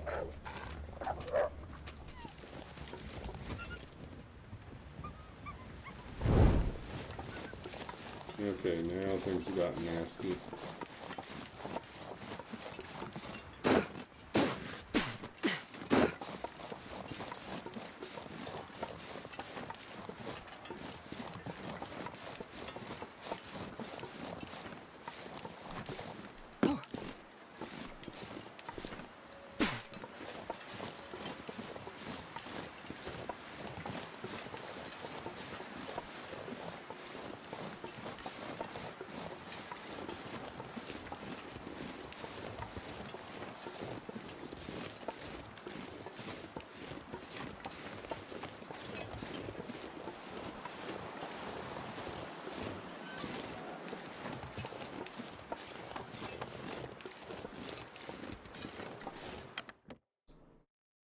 I wonder if I can drop any of this gear.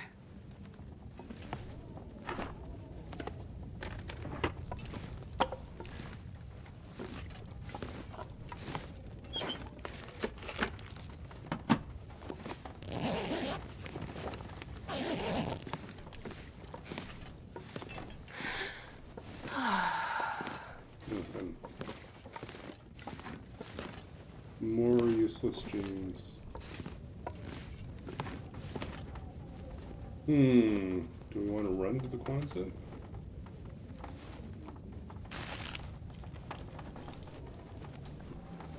In the blizzard? Probably no bear?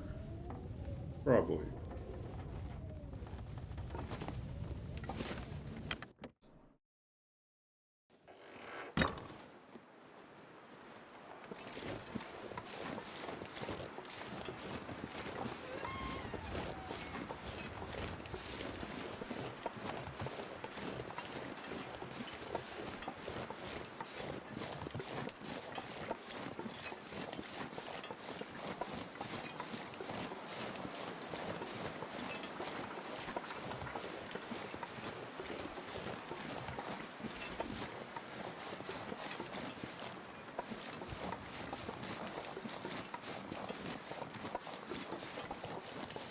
And this pack is getting kind of heavy.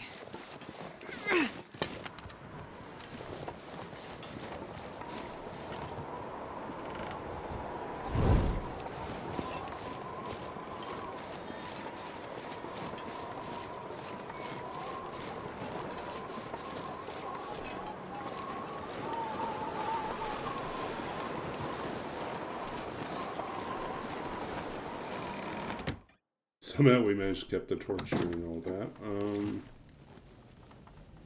Okay, we've already been here. We skip anything? I don't think so. No, got everything.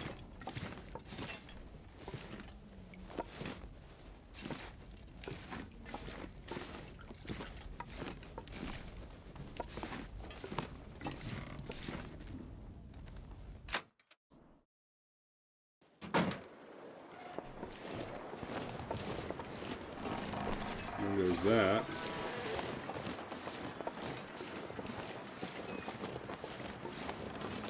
Hey, take care, Rootbeard. We're wrapping up here soon, too. Just want to get to the Quonset.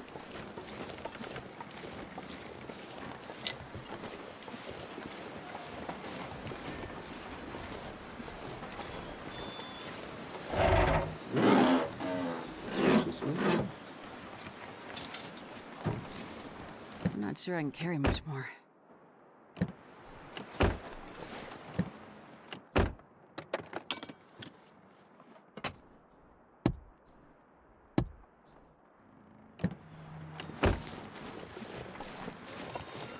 Oh, you know where we should go? We should go check out the boat.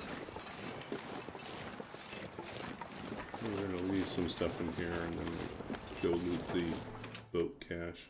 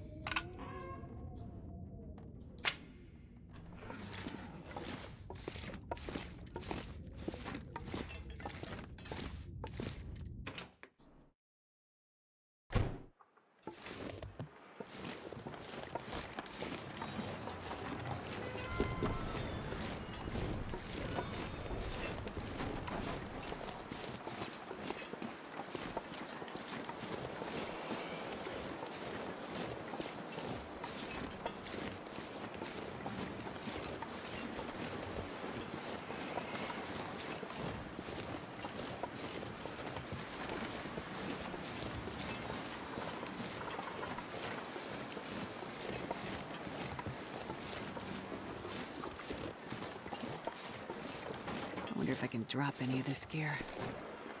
Loose boards. That's all we got. Coffee. We're out of coffee, so that's good.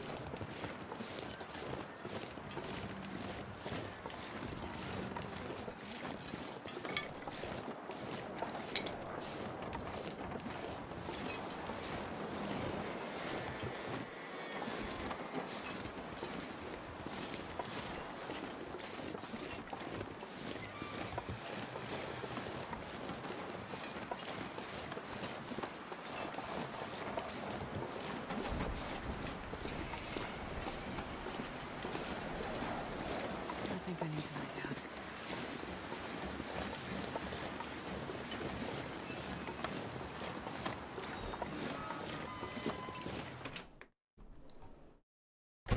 Can you eat trees?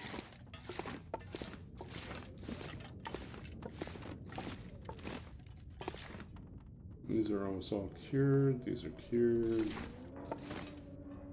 Maple's cured. These are almost all cured. Yeah, we should just spend the night and head out in the morning.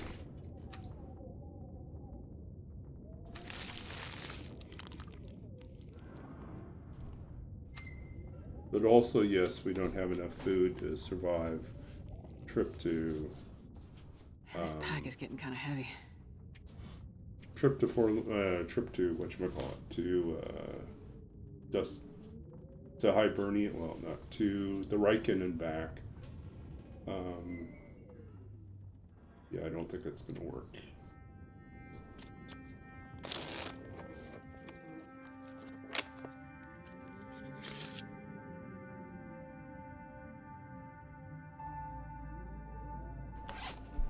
What do we have in way of food materials? We can make more oatmeal. Cook the soup. We can make more bannock. Okay, it's all doable.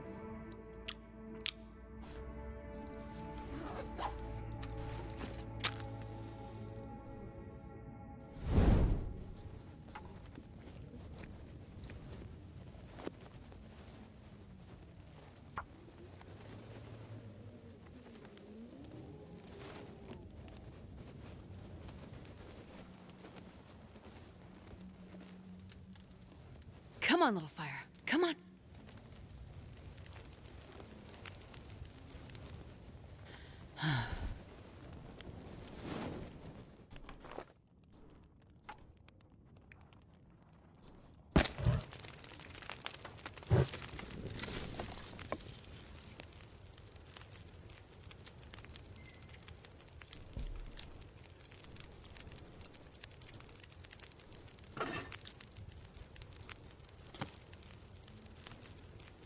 Forage for you. Bannock for you. Just need to close my eyes.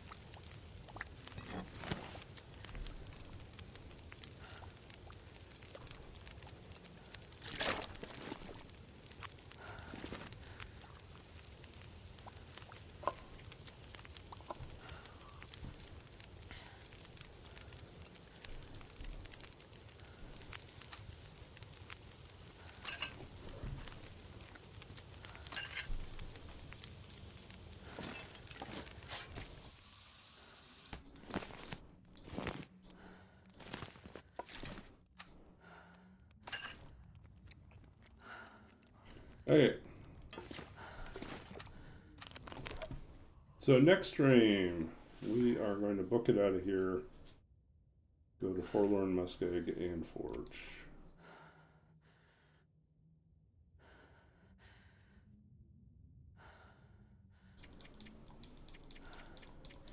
But next stream will not be tomorrow night. Next stream will be Saturday night? I think it's Saturday night. Tomorrow night I am running my Tuesday night D&D game has now moved to Friday nights for the near future. So Friday nights are now going to be, I won't be on stream on Friday nights. And then I'm still running a game on Sunday nights. So then it will largely depend on homework load, how busy I am, and if there are other demands on my time, but we will see. Okay, but we had a good run. That was good. If frustrating that we found the hammer after we went to Desolation Point, but we'll live with that.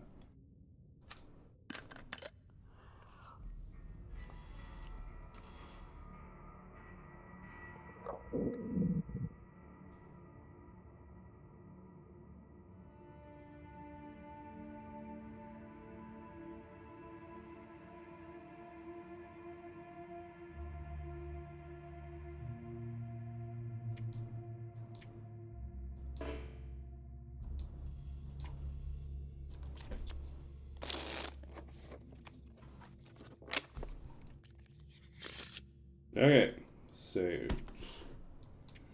We've made it to day 18. We're not quite halfway through, but we're getting there. 18, so let's see. That means we made it through 5 days.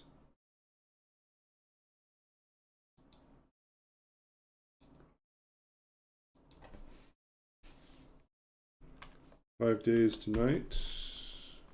18. Did not kill anything new.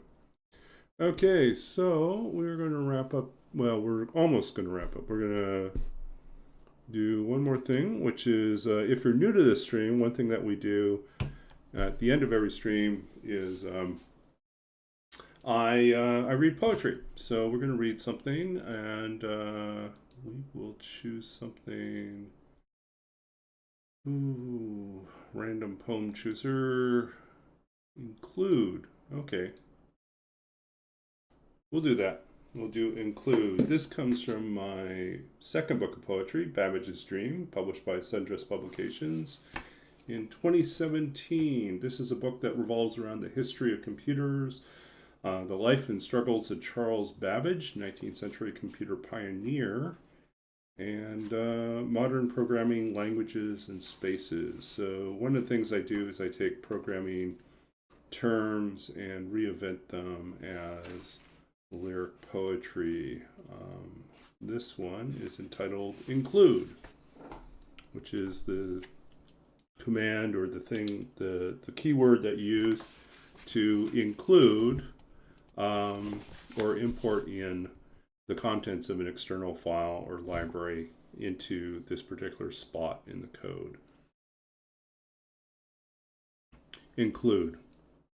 Call and will appear, a strange assembly of characters gathered in the library space, like ghosts, or around a makeshift table formed of a door, a sawhorse, and 2 filing cabinets laying prone on the floor. Each of us in a class of our own, our names and histories kept to ourselves as if to preserve a little corner away from the stern gaze of those who plod the aisles, worrying their ways back to distant desks in offices with views of the city we scarcely know, our lives spent instead engaged in the work of the mind, transcribing one logic into another. We are refugees of sorts, castaways who wash up unexpectedly on the same shore, our new world nothing more than the cobbling together of the remains of others, warehouses filled with empty bookcases, stained whiteboards, vending machines, the dull hum of the air conditioning fans whirring their lullabies overhead. All around us, cast-off machines, broken keyboards and mice, a cornucopia of wires, and the low, swinging bulbs that in the dark seem to form a constellation of tiny, nameless stars. How they hang there above our heads, faltering, holding on, everything waiting for some final revelation to make itself useful, to give itself a place to go after the power goes out, after there's nothing left to burn within. And the halls marshaled in a gallery of the disconnected and unstable. Every heart that we pass is as inextinguishable and unknowable as our own. So that's a poem. Really, I would say it draws on my own experience working in the computer games industry. A company I worked for initially, when it started off, it was called Knowledge Venture. It made educational games for kids. It was its own little. It had very much its own. It was mom and pop type of a shop. It was very much an independent startup, and kept its startup vibe for a while. But then eventually it was bought out by this megacorp and this huge conglomerate that really sucked out whatever sort of individuality and creativity was present in the original company, and made us into basically corporate slaves, trying to gears in a large machine. But that vision of like the space that we worked in was very much what it was at the start. We were in a warehouse, and most of our desks were really just doors on top of filing cabinets, and there were sections of the warehouse where there were just like hallways lined with non-functioning electronic equipment, just not hauled out to the trash, just there. It's like this whole gallery of stuff, and there was a sense that you're traveling through this space where everything was on the verge of becoming obsolete, and you realized you too were part of that part of experience, that you too were. We were refugees. We came from all over the place seeking like this type of work, and yet at the same time, our very presence there was fraught. We always felt that. It got worse when we got bought out, and the parent company would sometimes, the HR would actually sometimes threaten us and say things like, this is how things. They fired like everyone on my team except for me over something that probably one person should have been fired for, and the rest of them should have just had some sort of discipline happen to them. It had to do with covering up someone's failure to actually do the work, and they conspired to keep it from management. And yes, there's definitely a problem with what they did, but rather than deal with the problem, the company decided just to blanket fire everyone on the team with the exception of me, because I was somewhat insulated from what was happening, and they were all like friends. You should probably never put people on the same project team where there's a husband and wife situation, because then you're going to get problems with like mixed loyalties in terms of how things work. But yeah, so anyways, they basically told me, they said like, this is why we fired them. This is how things went down. Do you agree? By the way, you're still under visa with us, because I was working in the States. And they just happened to drop that in. By the way, you're still under visa with us. So basically, they said, toe the line or get deported. Because back then, if you were on H-1B, you were tied to one company. If you lost your job, you had to apply for a new visa. But there's no time. There's no time to get a new visa afterwards. So basically, if you lost your job, you lost your ability to stay in the country. Now, U.S. immigration eventually fixed that somewhat, so that there's like a transition period afterwards that's longer than just like 3 weeks or something like that. I can't remember how short it was. It was ridiculously short. You really could not guarantee you'd have a job by then. And yeah, so I did not love working for that situation. Yeah.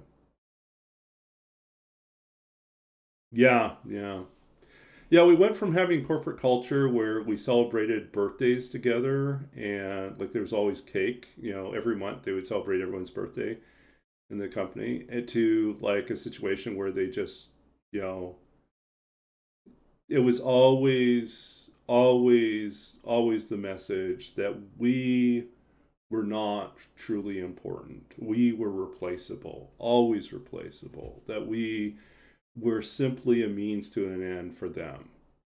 And if they, and they would say, I remember town hall meetings where they would tell us things like, we had a really rough year, and then they would still give themselves bonuses and then lay off like a quarter of the programmers and other staff at Christmas.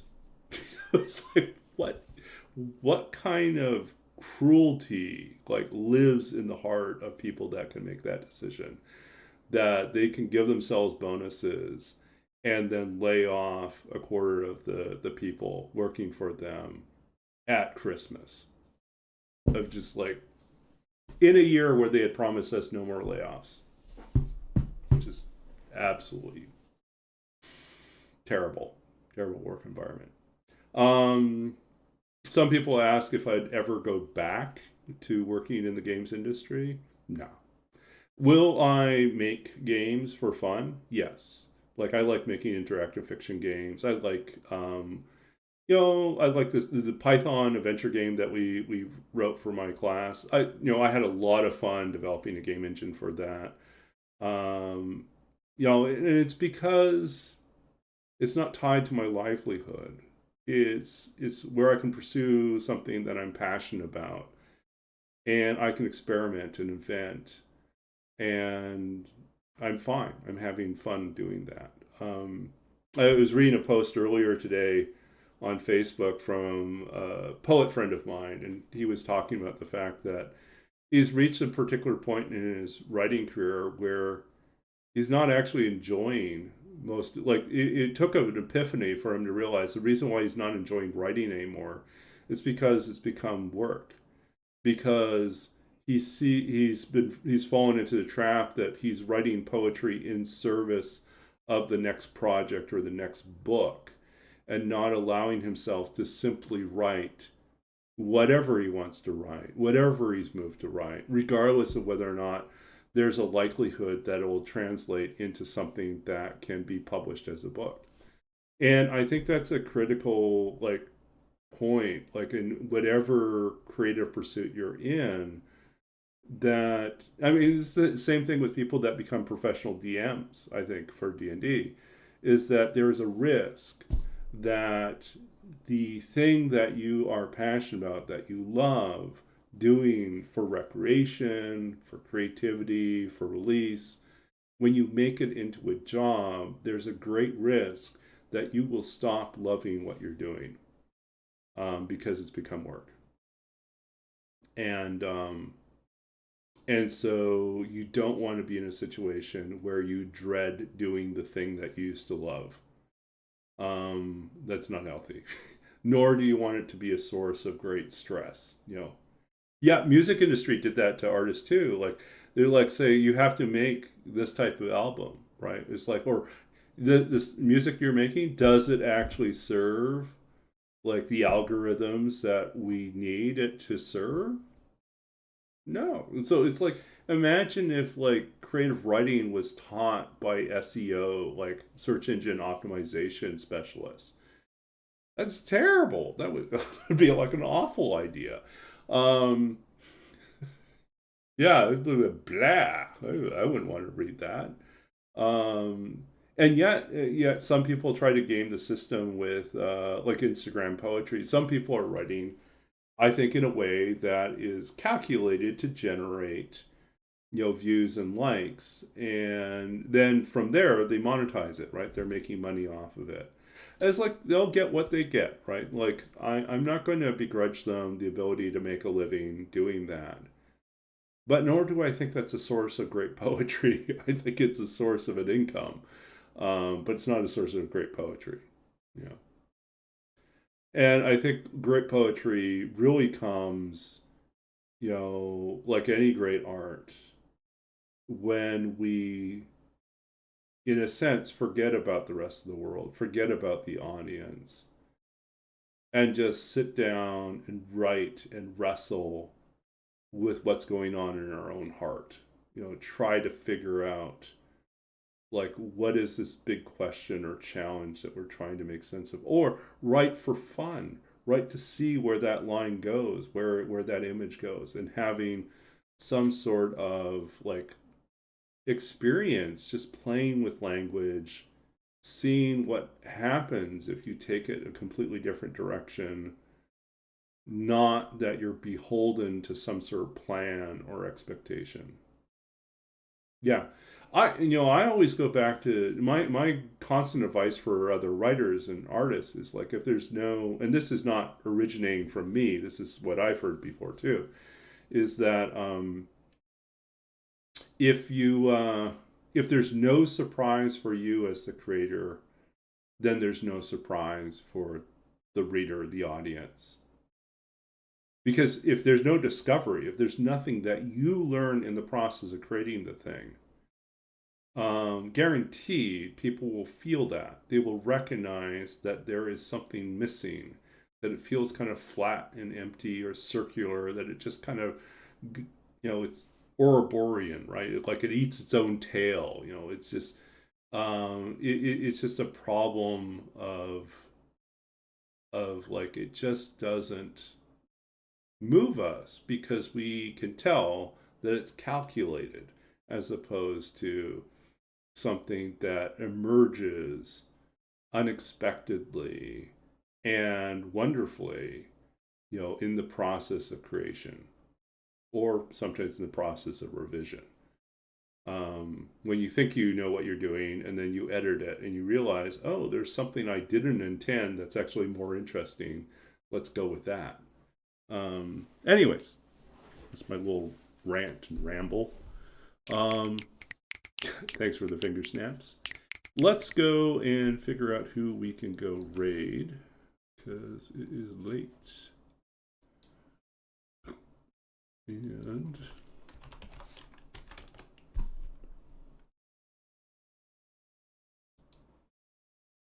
okay, so who do we have here? I feel like we have next to no one.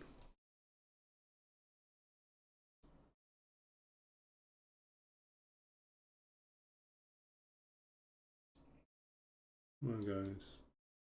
Nice to meet you. Is it just those? No, is it? So, Thorgrim. Oh, Thorgrim sounds interesting here. 15 days in, learning, long dark, Loper, let the suffering begin. 4 deaths so far. So Norwegian and English. Okay. Hey.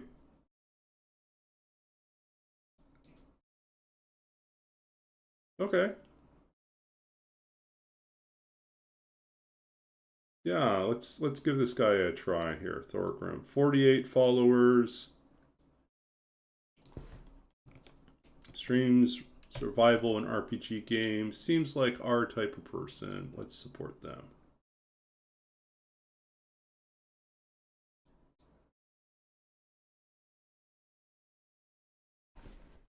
Yeah, okay. Let's see. Thank you all for hanging out with us tonight. We'll be back again Saturday night. I think it's Saturday night. I'll double check, but I think it's Saturday night. And we'll see you then. Let's bring our big party over. We'll give this guy a surprise. He's probably not expecting to be rated by 28 viewers. That's us. Okay, so let's do that. Thank you all. We will be back again soon. Hopefully by next time we'll have sometime next stream we should get a bow. So yeah.